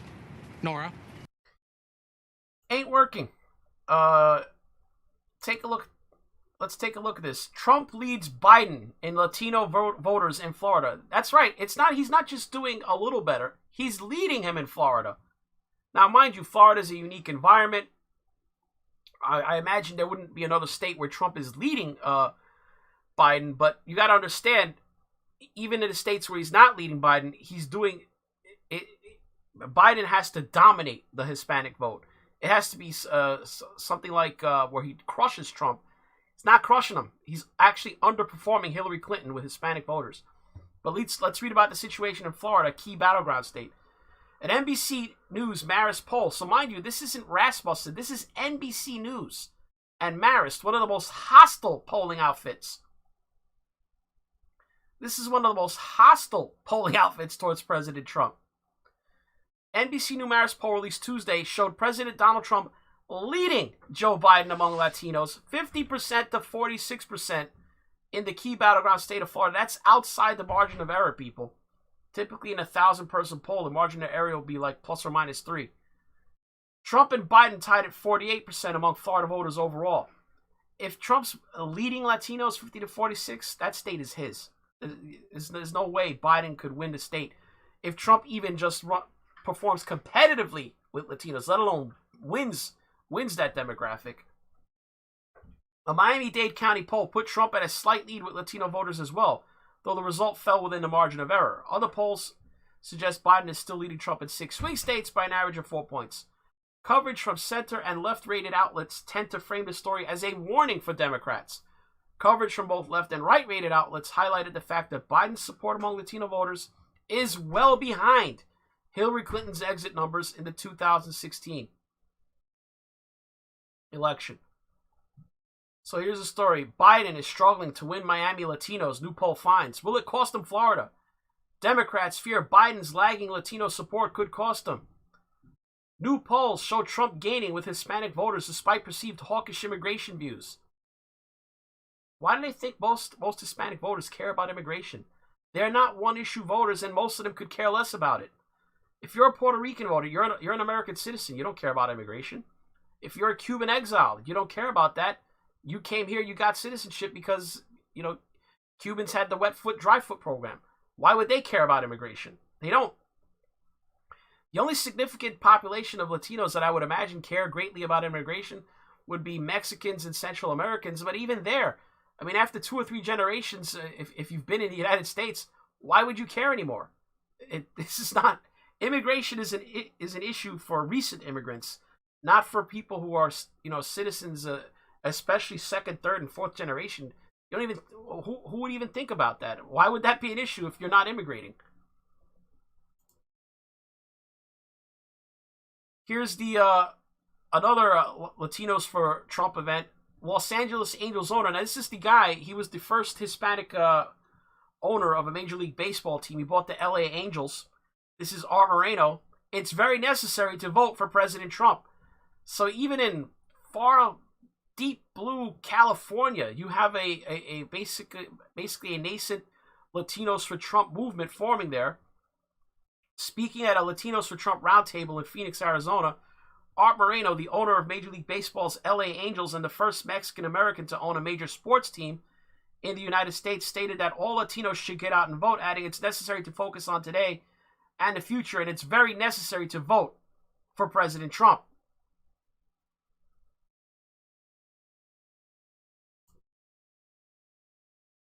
And this is just desperation at this point, because this is hysterically funny.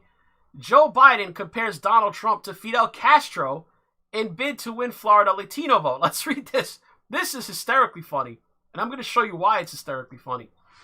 Democrat presidential nominee Joe Biden compared President Donald Trump to the late Cuban dictator Fidel Castro Tuesday in an apparent attempt to sway Latino voters in Florida, per Fox News. Does Biden think Florida voters are idiots? Does he really want to go there and start talking about closeness to Fidel Castro? Because I'm going to show you that's not a direction you want to go in. Trump and Biden have been battling it out for Florida voters, a demographic now considered key to winning the 2020 presidential election, and recent polls indicate Trump is narrowly edging out Biden among Latino voters in the Sunshine State. Last week, an NBC Marist poll showed Trump with a narrow edge over Biden among Latino voters in Florida, earning 50% of their support, compared to 46% for Mr. Biden. More worrisome from Biden, he's polling well behind Hillary Clinton's 2016. Not behind, well behind Hillary Clinton's 2016 support numbers. An August survey of Latino voters by Equislab, a Democrat polling platform, found Mr. Biden with a 16-point lead over Mr. Trump among the group in the state. Now, that might sound good, a 16-point lead, but you have to understand, it's substantially less than Mrs. Clinton's exit poll advantage in 2016. And remember, she lost the election. A string of polls shows Trump has increased his standing with Hispanic voters over the last 4 years. President Trump and the Republican Party have made a concerted effort to court Hispanic voters this time around, particularly former Cubans who already lean Republican.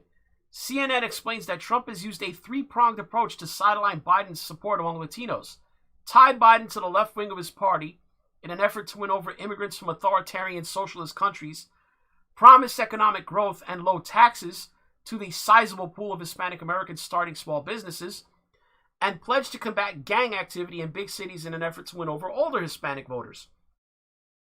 So you have to understand, before the coronavirus epidemic, Hispanic unemployment, like all sectors of the U.S. economy, was at an all-time record low. It was something like either in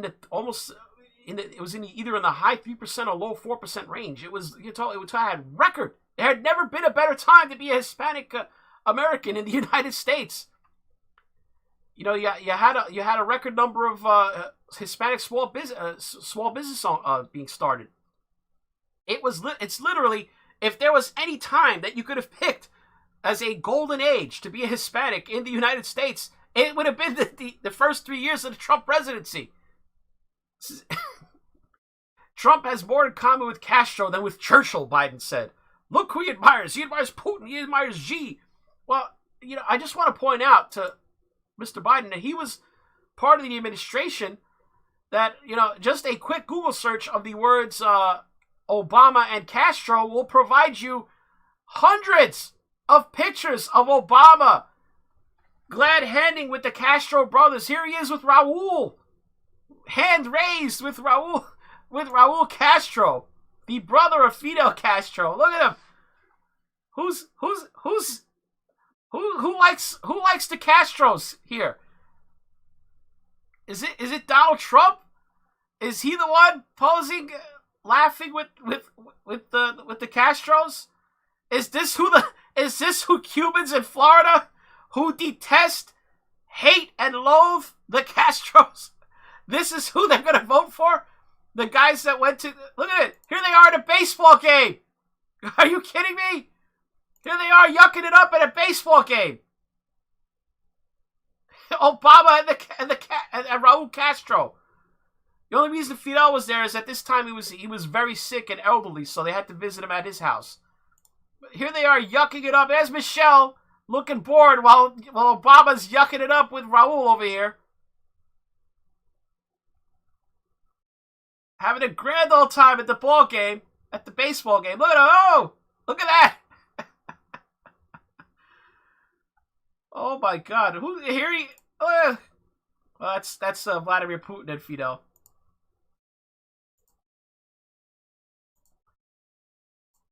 Yucking it up at the ball game. And what is with the limp wrist here? Somebody tell me that. What is with that limp wrist? Here we go. Oh, hands up, people! Did you see this?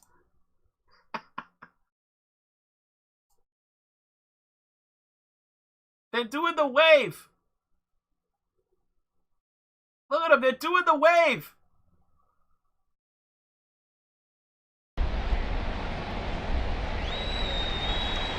Yeah, Trump's close. Trump loves the Castros. Check this out. This is who the Cuban Americans in Miami are going to vote for.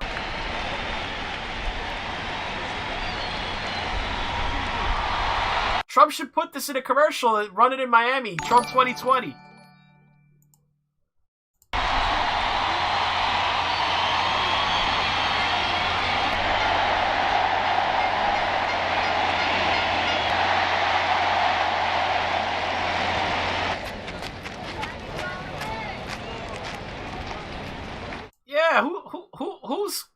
cutting with the Castros. Yeah, I don't think he wants to go there. Biden says, here's Biden saying when asked in April that he would return to Obama-era relations with Cuba. So it's not just symbolism. He said his policy would be to go back to the Obama-era love for Cuba and the Castros. Former Vice President Joe Biden said Monday he would return to Obama-era. This is April. Now he's trying to sing a different tune now that he's losing with Hispanics in Florida. He would return to Obama-era policies of engagement with Cuba and reverse the Trump administration sanctions. I thought Trump loved Castro. I thought Trump was too close to the If he says reverse the Trump administration sanctions if he wins the White House race in November. In large part, I would go back. So how does he square? He's saying now that Trump he's trying to tie him to Castro, but here he is in April saying that Trump put sanctions on Cuba and that he would reverse that. Biden said in an interview with a CBS affiliate in Miami, I'd still insist that they keep the commitments they said they would make when we, in fact, set the policy in place. President Trump in 2017 reimposed economic sanctions on Cuba, imposed travel restrictions that had been relaxed under former President Obama and, remember, Vice President Biden, and largely abandoned diplomatic engagement with the country. These moves were part of the Trump administration's efforts to pressure Cuba over its human rights record and its support for Nicolas Maduro in Venezuela, whose presidency the U.S. considers illegitimate. Biden, the presumptive Democratic presidential nominee, said Monday he would balance engagement with Cuba and sanctions to address the country's back. So Trump sanctioned Cuba. He restricted travel to Cuba. This is the stupidest thing. Does he think Cubans and Venezuelans in Florida are idiots? That they don't know which party would be better and more beneficial to Cuba's communist rulers? Last month, Biden took issue with controversial statements on Cuba by his former Democratic presidential rival Senator Bernie Sanders, who suggested the Castro regime had redeeming qualities, such as implementing a literacy program. So, which party is more favorable to the communists in Cuba? Gee, I don't know. Maybe Joe just doesn't remember. I don't know. Maybe it could be he's lost it. You think maybe he doesn't remember that he said in April that Trump was bad for Cuba? Here's this. I'm not sure I agree with this take. This is written by someone named X2 Diaz, where, according to him, the reason that Trump's doing better with Hispanics than the Democrats dreamed possible, his theory is called the Caudillo president. Trump's temperament may scare liberals, but Latinos have seen it before. He's saying that Trump, he's like, especially it's in Latin America, that they're used to a certain kind of style of leadership. It's called like the strong man, I guess, is what the Caudillo would translate to, where you have these dictators that put a very masculine or macho kind of front, and that they speak their mind and they're unfiltered. And I guess to a certain extent that does kind of fit Trump. He has no filter, and whatever he's thinking, he just says it. So he'll spout off like they compare him to the drunk, the uncle at the bar drinking that that will just speak his mind, and that's kind of like the Caudillo just spouting off from his balcony, making pronouncements to his nation. There's a big difference between emphasizing and being possessed by anger. The former is what John Wayne does when he offers an ultimatum to an outlaw before breaking his teeth. Being possessed by anger is what happens to Coyote at the end of each episode of Wile E. Coyote and Roadrunner. Emphasizing is what President Donald Trump does when he points a finger at a Democratic opponent. Being possessed by anger is what happens when Ukrainians come to blows in Parliament. And if you think Hispanic politicians have a bad temper, it's because you haven't seen the YouTube video of the pitched battle of the Parliament of Taiwan a couple years ago. There were no guys screaming or making a fuss. There were slaps, judo kicks, and a bunch of lunatics throwing chairs. at the head of their political opponents. In comparison, Trump and Hispanic political leaders are an example of restraint, subtlety, and shyness. Trump likes Spain. That is what he confessed to the president of the government of Spain, which is Pedro Sanchez, for our sins, a few months ago. And it doesn't surprise me. Trump is like the Hispanic prototype, discussing international politics sitting at the bar. He speaks loudly, gives his opinion with passion about anything that is wrong in the world, and his neck veins swell when he talks about politics.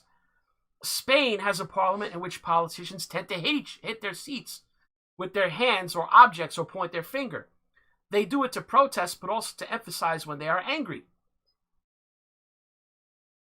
They do it to protest, but also to emphasize when they're angry. And often they are angry. It is not a matter of rudeness, but of temperament. The same could be said of Trump. It's just an emphatic way of speaking, the same one that he shares with most of the Hispanosphere. But do you think his policies are as gauche as the way he talks? It seems obvious that Trump is against illegal immigration. The purpose of the wall between Mexico and the United States isn't to play volleyball with the Mexicans. The President of the United States does not hate Hispanics, but he hates criminals, drug traffickers, and the guys who wear tracksuits. That's why he hates Maduro.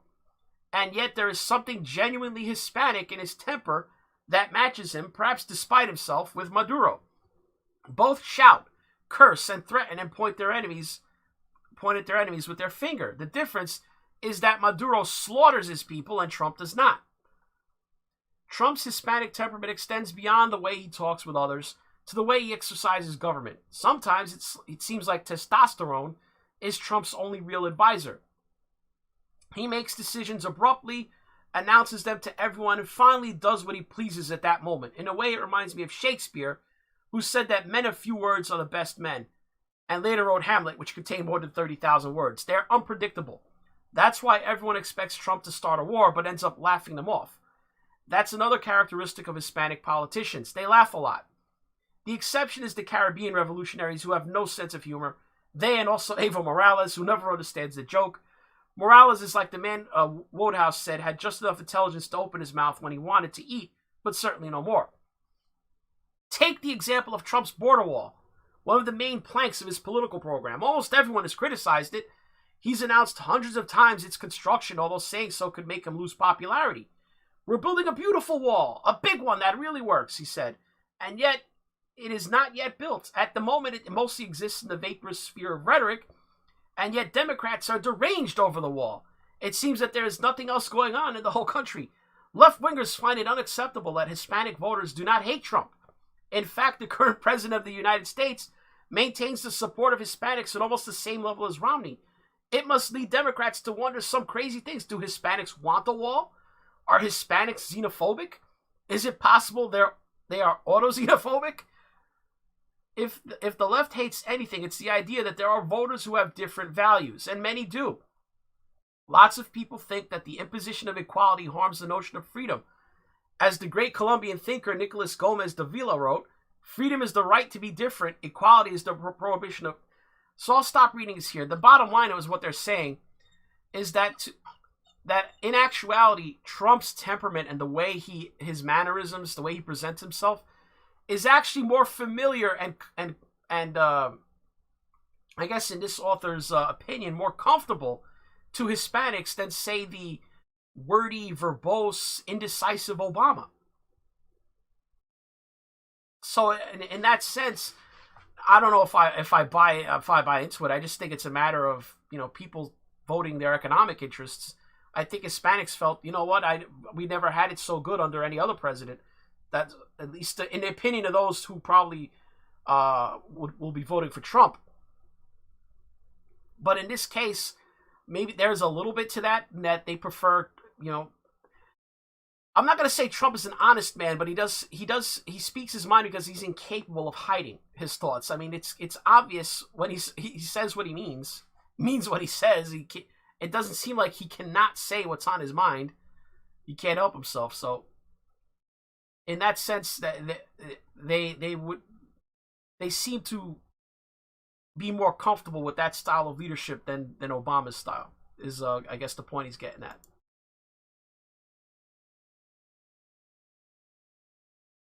So here's we'll roll that into Biden, the week he had, which didn't just makes you wonder what's going on.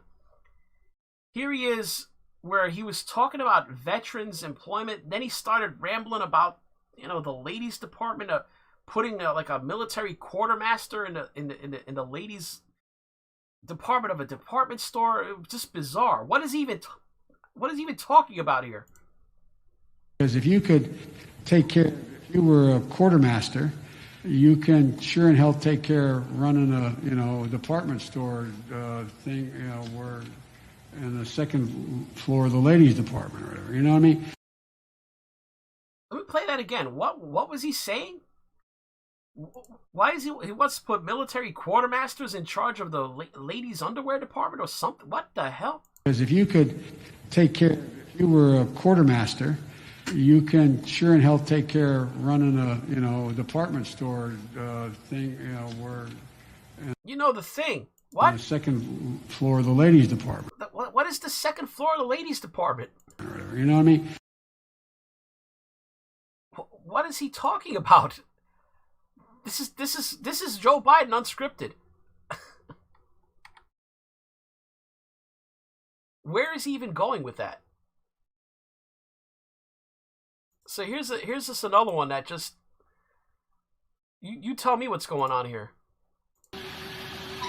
COVID has taken this year, just since the outbreak, has taken more than 100 years. Look, here's what? It's taken more than 100 years. It's true. Whenever he says, "Hey, look," he's going off the rails. Let me start that again. Listen for the "Hey, look" after he says the 100 years thing, because at that point, he's lost. He doesn't know how to get back on track. He's trying. COVID has taken this year, just since the outbreak, has taken more than 100 years. Look, here's the lives. When you think about it, more lives this year than any other year for the past 100 years. More lives this year than any other year for the past 100 years. The disease didn't exist before this year. What is he talking about?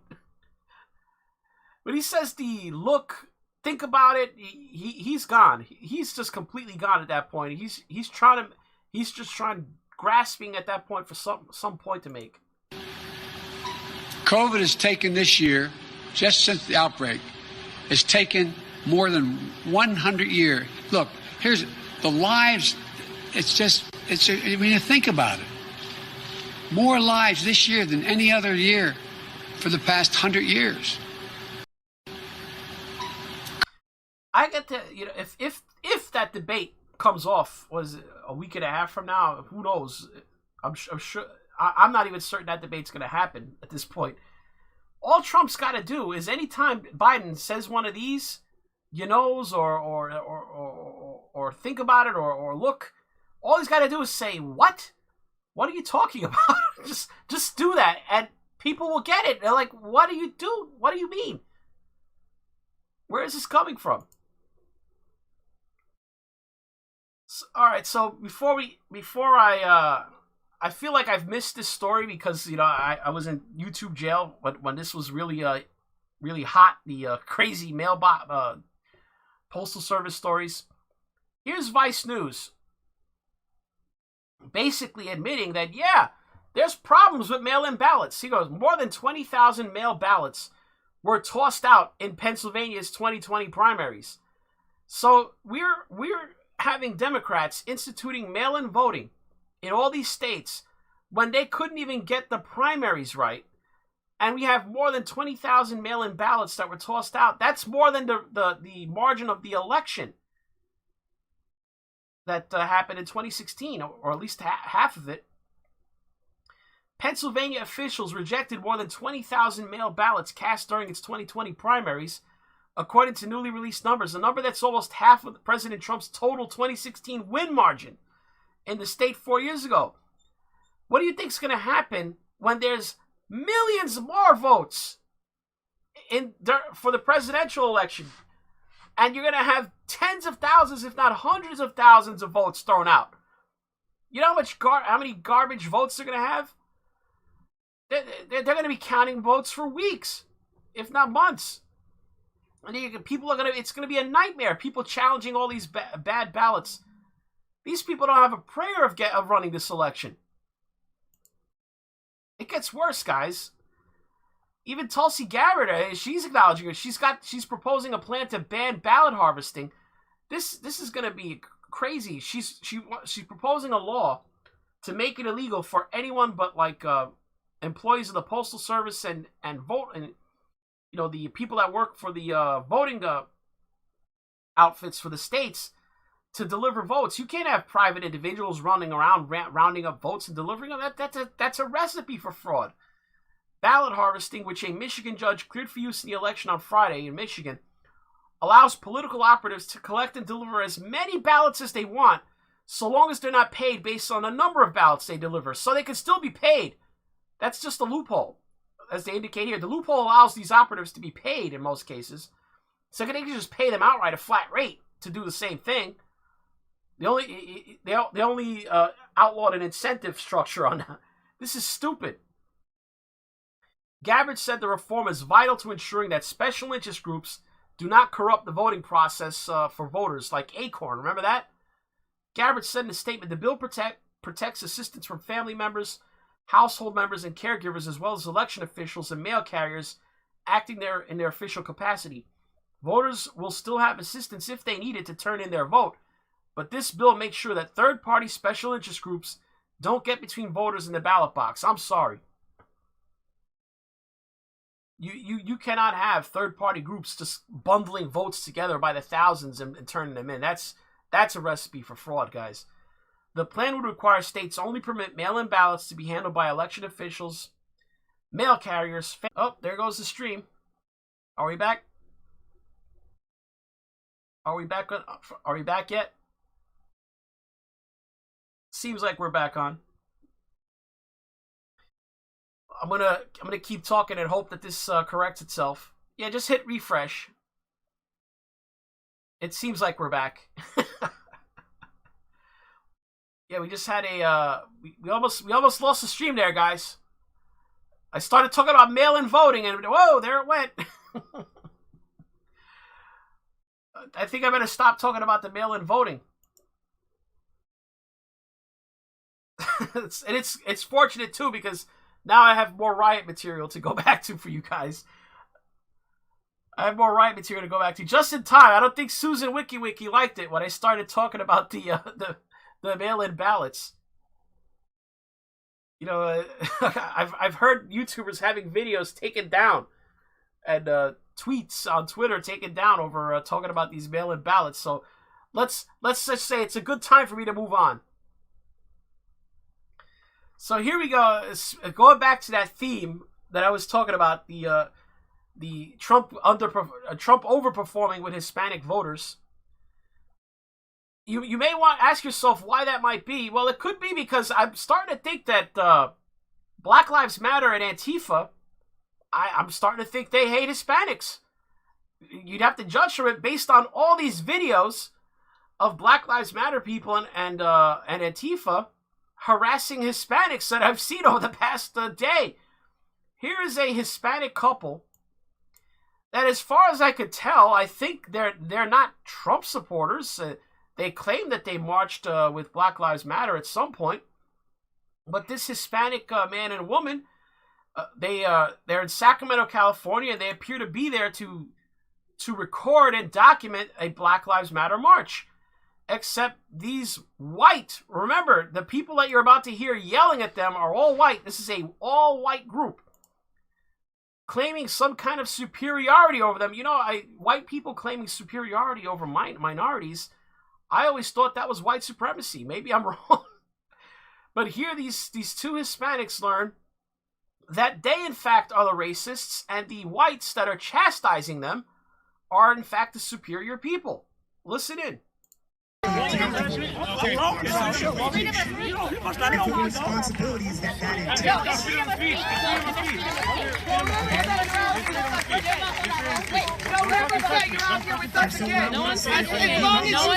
Hispanics not allowed in this space. Apparently, she's telling them to go. Touching him? You're not out there touching you. As long as you said no, that man is not with us. That man is not with us. And as long as you stand up to him, you're not with us And the week after that, and for however many months or Go years fuck it yourself. takes for Yeah, us to we're change. racist, okay? Look at our video. We're out here fucking We got arrested for your death. I don't know. Maybe they weren't voting for Trump before. Maybe they are now. I don't know. You can't fight for us and say all lives matter. How is that being racist though? All lives matter. You should go Google it. I'm a black person. That's not my job to tell you why saying all lives matter is racist. Us brown people do suffer a lot too. Okay, no one's talking about the suffering of the world. We're talking about all. Notice that she's telling him. He just said, "Hey, brown people suffer too," but he's saying all lives matter. She's like, "No, your suffering doesn't count." We're talking about the suffering of black lives. Years and years of If you're not black, your suffering doesn't count. Yeah. You're saying all lives matter, but also telling us you got arrested at a Black Lives Matter rally. That don't make no sense. of years of campaigning, of resistance, Yeah. of organizing, You're not just like us, because disseminating all lives matter wouldn't information, come out of a and brown ultimately person. fighting back. You're not just like us because all lives matter wouldn't come out of a brown person's mouth. So the white woman is an expert in what brown people say. According to her judgment, brown people would never say all lives matter. Wow. Well, that's fine. Let them be here. I gotta press pass. Y'all gotta press pass. Get the fuck out of here. Okay. Everybody's in what I do. This is amazing to me. This is amazing. Brown people, a brown person, quote unquote, just said all lives matter, and she's telling them they wouldn't say that. You're not like us. This is Black Lives Matter people saying this.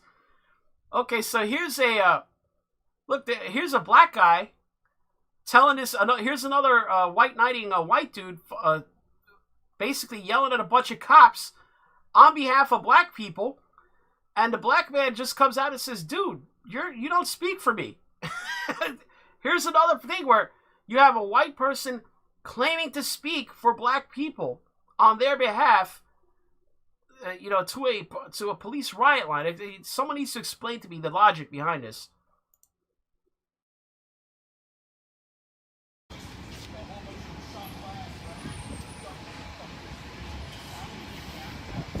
This guy here is the one who's going to claim that he is the spokesperson for black people.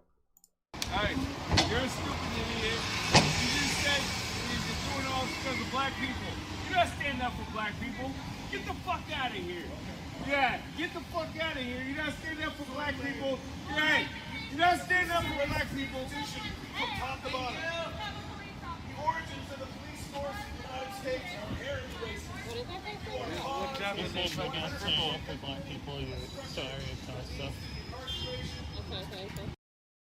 So here we have an actual black guy there, who I'm sure not even he would claim to speak for all black people, trying to explain to the white dude, you're not speaking for black people. Just get out of here. Thought I'd point that one out. But here we go, another one where it looks like in this case, we have another of these extortion attempts where it looks like you have the driver of this truck is a white guy. I believe his passenger, he appears maybe to be a Hispanic. They're being basically intimidated by this Antifa mob into doing putting up their black fist, and the Black Power fist, and saying Black Lives Matter. So he's put the fist up, but it's not good enough. It's not good enough. No, these white Antifa people, they wanted to say the words Black Lives Matter. Okay. Black Lives Matter. It lets us know that we're cool.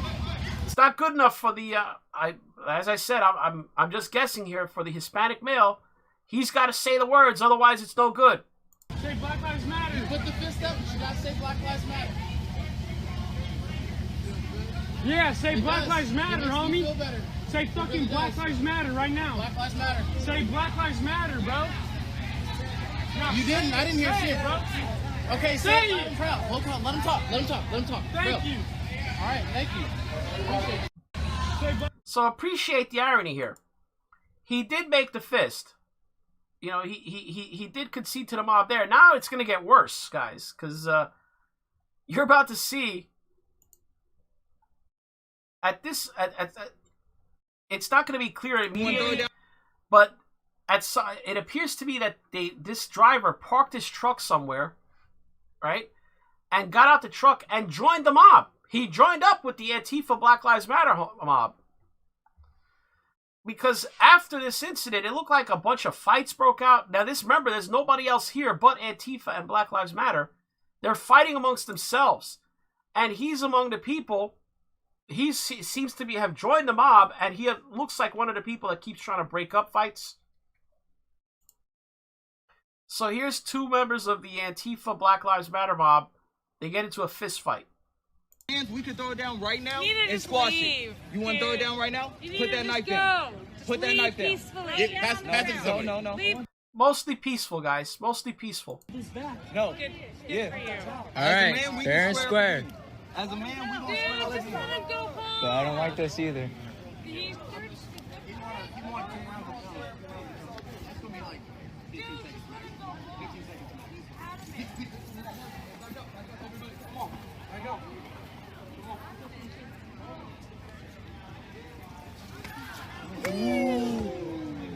I do not condone violence. Okay, so as usual, as with most fights, 80 to 90% of the time, you wind up on the ground. Ooh. Ooh. Dude, he's getting squashed.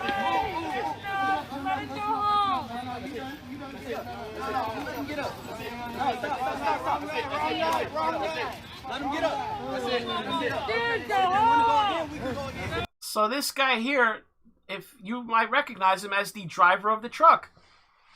He's parked his truck apparently, and he's now just he's there with the mob.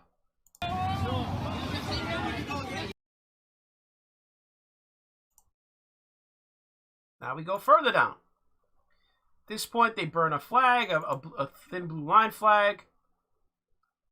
We have some more issues here. Like this, man. Isabella, you gotta realize. So another guy apparently wants to fight at this point, or is this the woman instigating? She out here supporting y'all. That's not cool.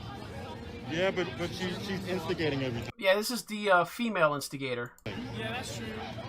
Which is what people's biggest issue is. She's instigating. There again is the driver of the truck.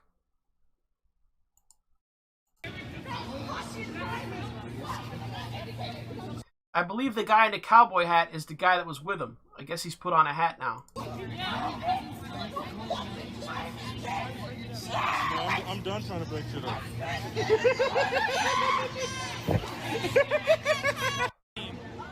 So he physically took the screeching woman away. And here they are stealing an American flag off a car. He has another flag. What? What? What was that? Oh, he just slammed his shield. Never mind.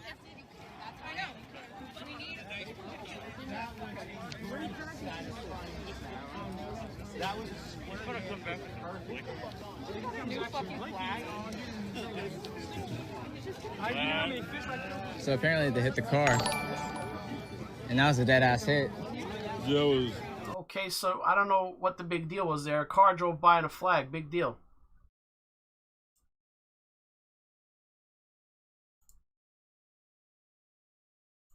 Okay, so here's another fight that broke out.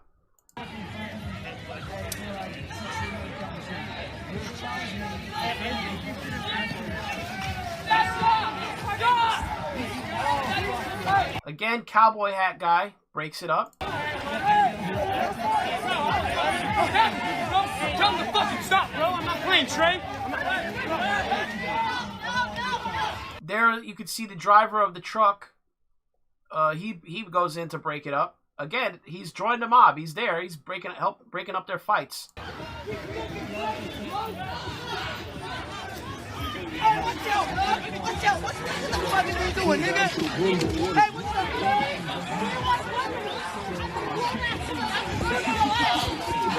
You know, for an anti-racist movement, they seem to drop a lot of N-bombs.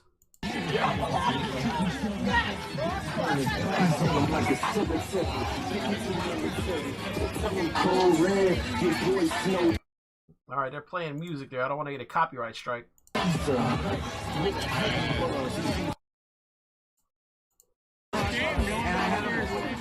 All right, so they broke up that fight. And it didn't matter because now the guy comes back to his truck and they broke the windows and smashed it up and messed up his truck. He parked his truck over there. He joined their mob. They did the fist. They joined the mob, in with the mob. Didn't matter. They messed up his truck anyway. You stand with a camera, but you don't help people that are trying to fight. Here the guy's coming back to his truck with the cowboy hat guy. They messed up his truck. He's pissed. Why would you what they do? I don't understand. He's gone. Who did this? He's gone. I don't understand. What do you want to say? You want me to talk about here? What do you want to say? Where's your truck, bro? Where's your fucking truck? That's your food.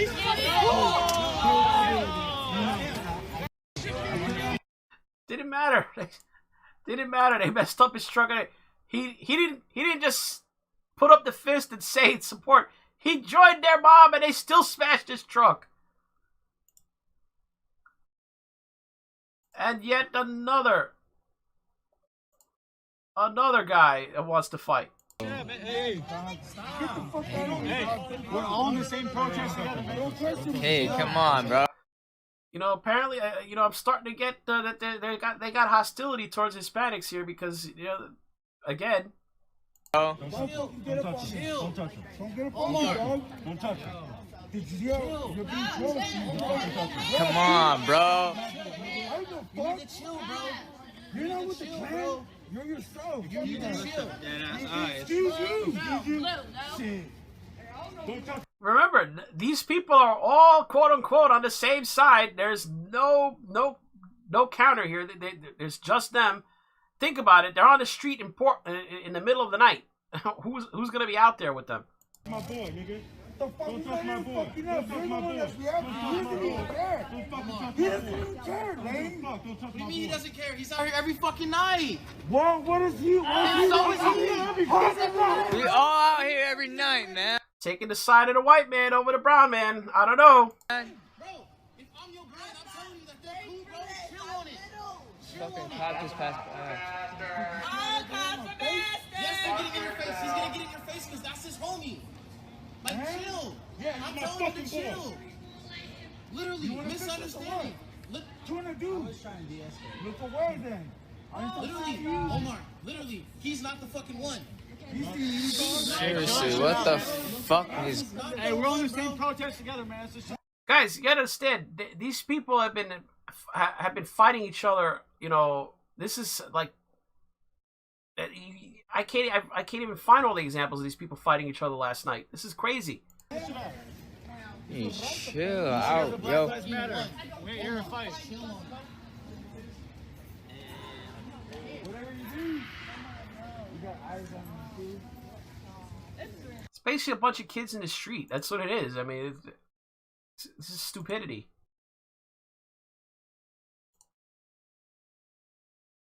Antifa has a fight club now. So here's another situation. We have Jorge Ventura of Jorge Ventura Media. He was covering the Black Lives Matter march in Washington, D.C. They gave him a hard time. Again, Black Lives Matter doesn't seem to like the Hispanic folks being around them. You could see they've come with their umbrellas. They're blocking his camera. Hey, yo, take a picture for the camera. So I'm just trying to do my job reporting, and for some reason, that guy just came up to me for no reason. and now this is happening. So just reporting here, doing my job. Remember, this is Jorge Ventura. Oh, you're in the way now. Move. Go. Let's go. They, according to Jorge, they explicitly told him only black press are allowed to film.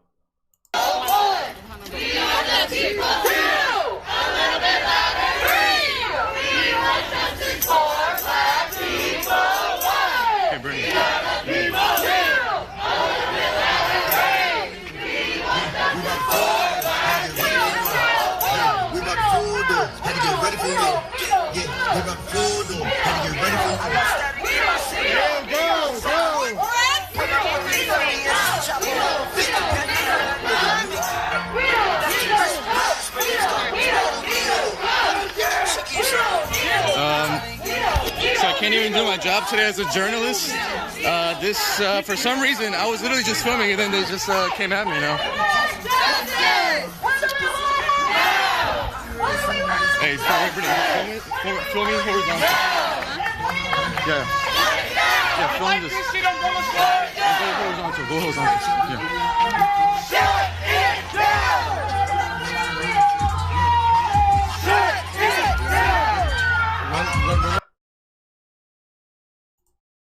Okay, so that was Jorge Ventura's angle. The thing is, that's odd. There were other people filming there. They didn't get harassed. You could see other angles of Jorge getting harassed here.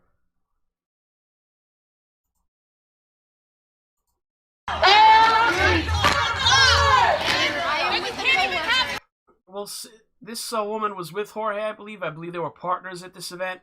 So she gets the business too. Why are you assaulting females? We shut shit down! We shut shit down! We keep us safe!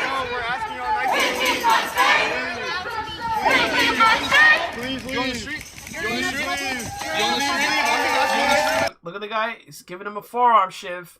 He's pushing on the Hispanic man. So we'll see.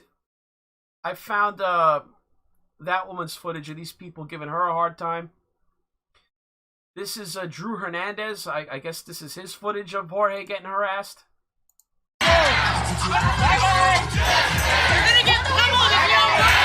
You heard somebody just threaten him. They said, you're gonna get pummeled if you don't get out of here.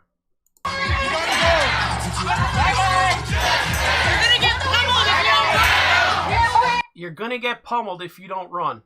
That's what she said. All right, I'll play it through now.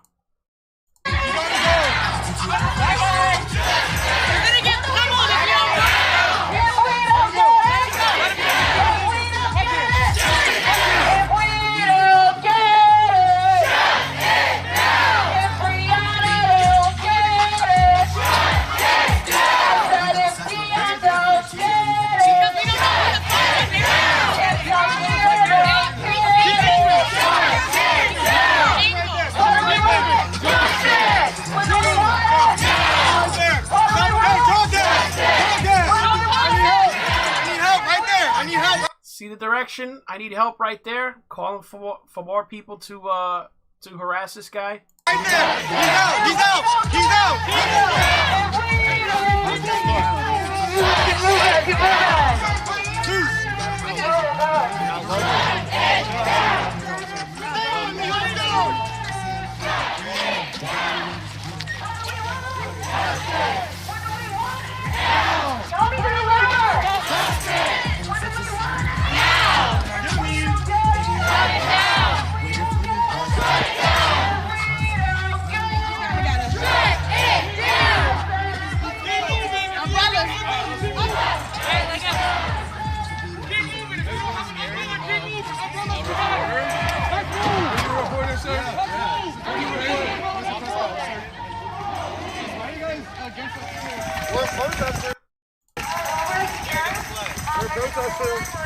We're protesting. You are coming on top. We're protesting. Please move. Please move. This is a public street. It's a public area. You on the street?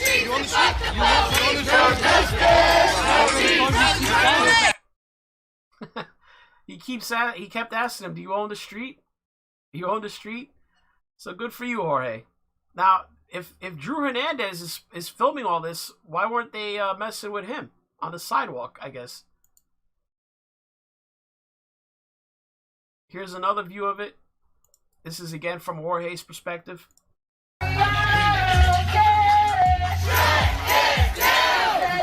Why are you guys against free speech?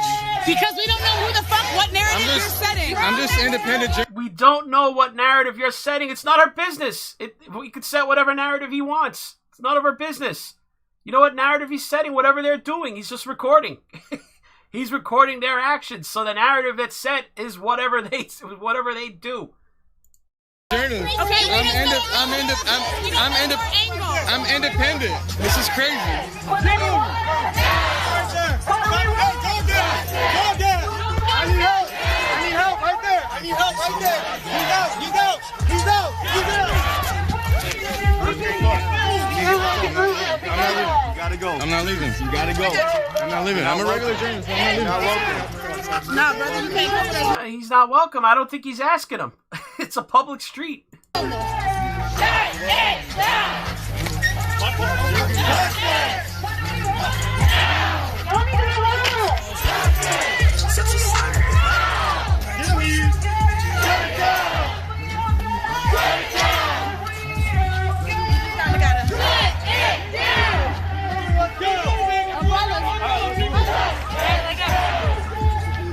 You guys really scared of a reporter?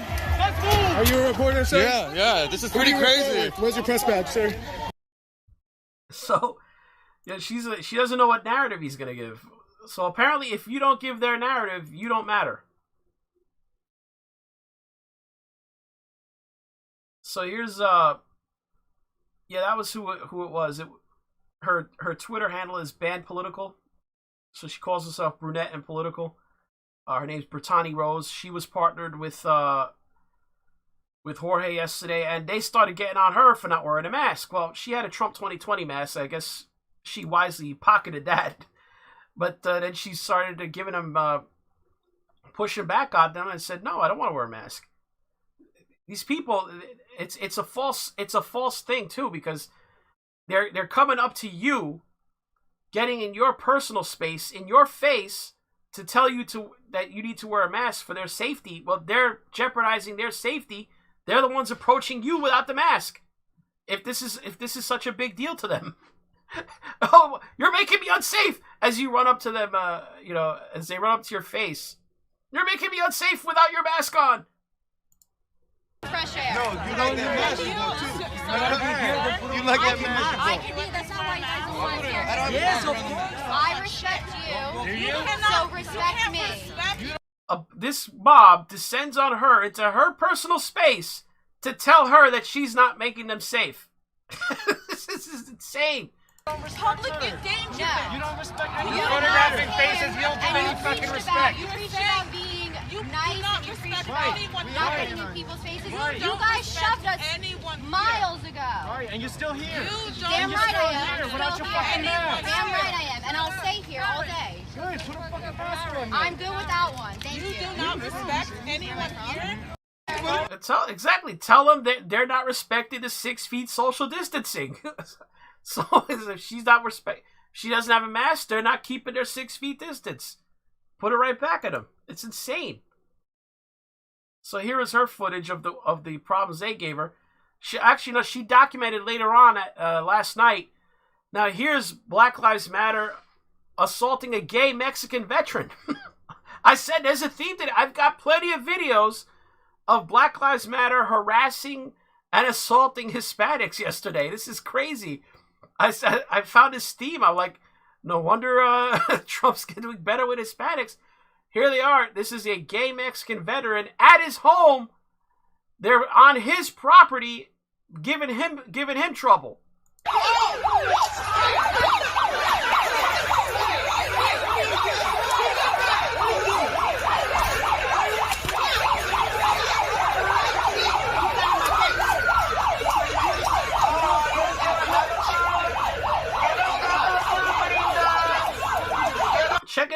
climbing on his property. So the gay Mexican veteran is in front of his own house, and they're climbing in on over his fence to mess with him.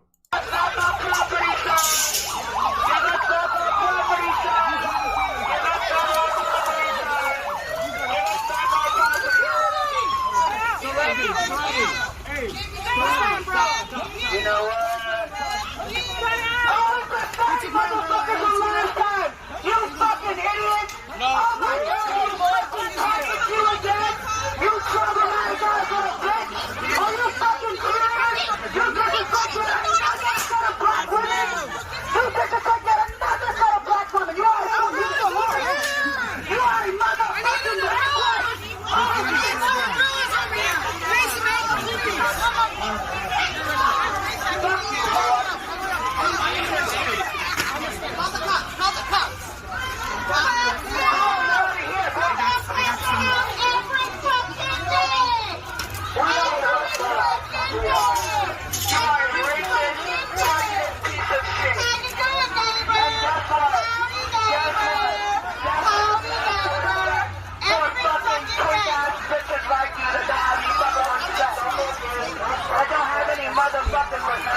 So he just said he's Mexican, and obviously he's gay.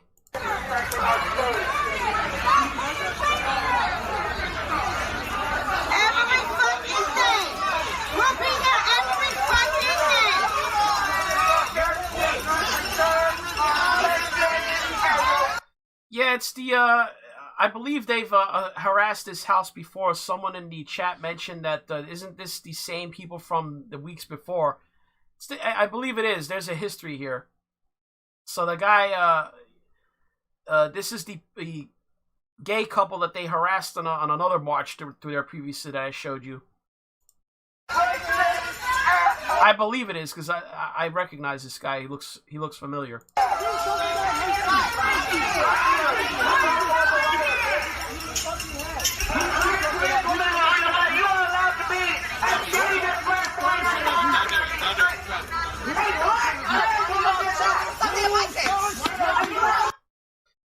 Yeah, they don't like the gay Mexican guys that live there.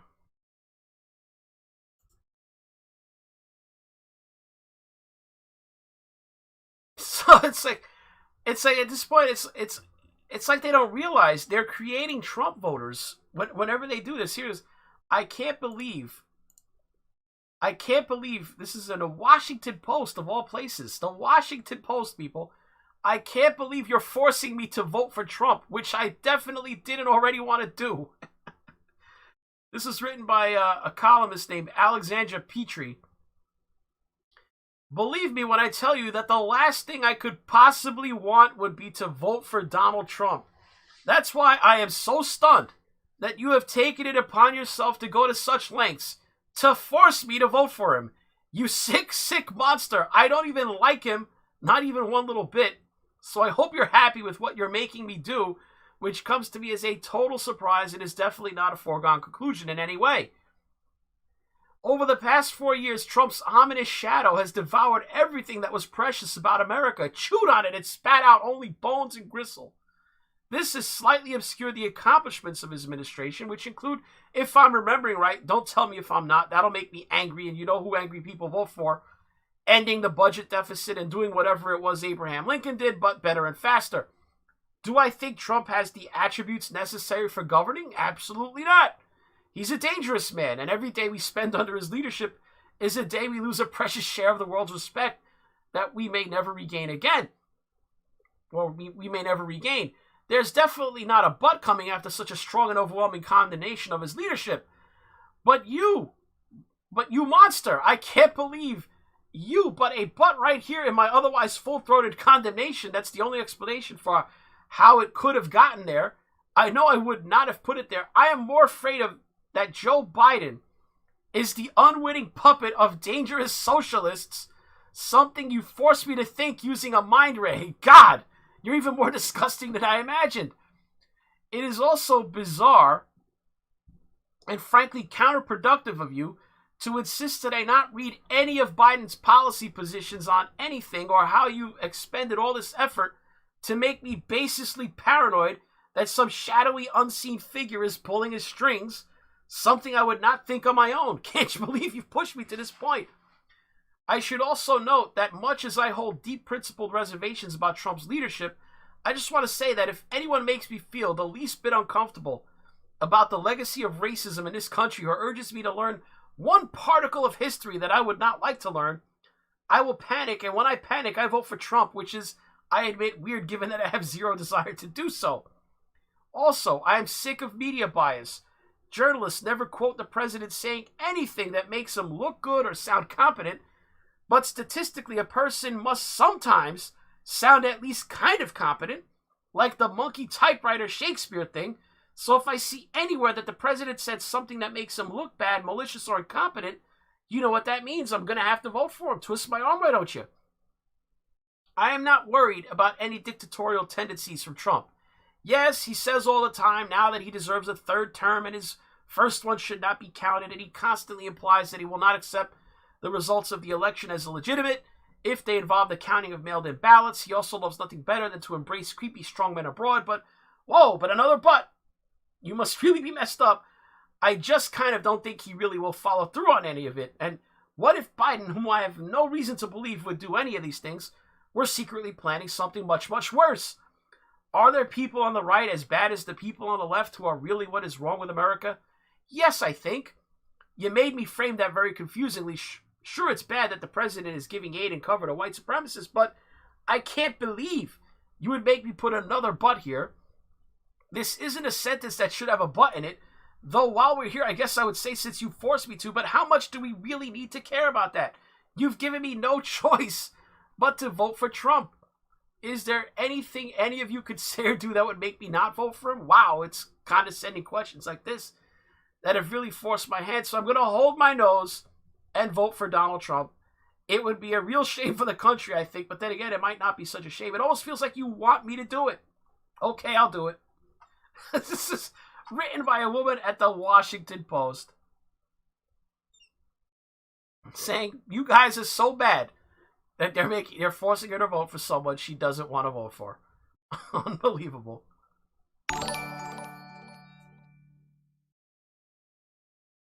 And here's I'll leave it off to you with Colby Covington, one of the few athletes who buck the trend of wokeness. This was after his fight the other day. Who was he fighting? Post-fight interview. I'm not even sure. Love it. Yeah. How about that? Colby Covington, guys. UFC. Oh, man. That's it now. We've been at this for over 2.5 hours. Man. I'm just going to leave you guys there. That's great. How about that, guys? I'm just going to leave it there. Mic drop there, okay? That's all for this NeoUnrealist. If you want to help the channel, do me a favor. Hit like for this video. Put a comment down below. That helps the algorithm. If you want to do that. Mash down to the subscribe button if you're not already subbed to the channel. Like this is your first visit here. If you already are, check that you're still subbed. Susan WikiWiki likes to play games. You saw her she tried to drop the stream before. You saw that. We almost lost the stream there for a second. You got to click on the notification bell next to the subscribe button, though. If you do click it, you got to put it on the all setting to keep up with the newer content. If you want to contribute directly to the channel, you want to toss your hard-earned dollars into the tip jar, you can follow one of the links below to Patreon, Subscribe Star, or PayPal. Or if you watch this on BitChute when it loads up later, you just click on the green tip pledge button. It's on the player, very easy. But most importantly, guys, thanks for watching.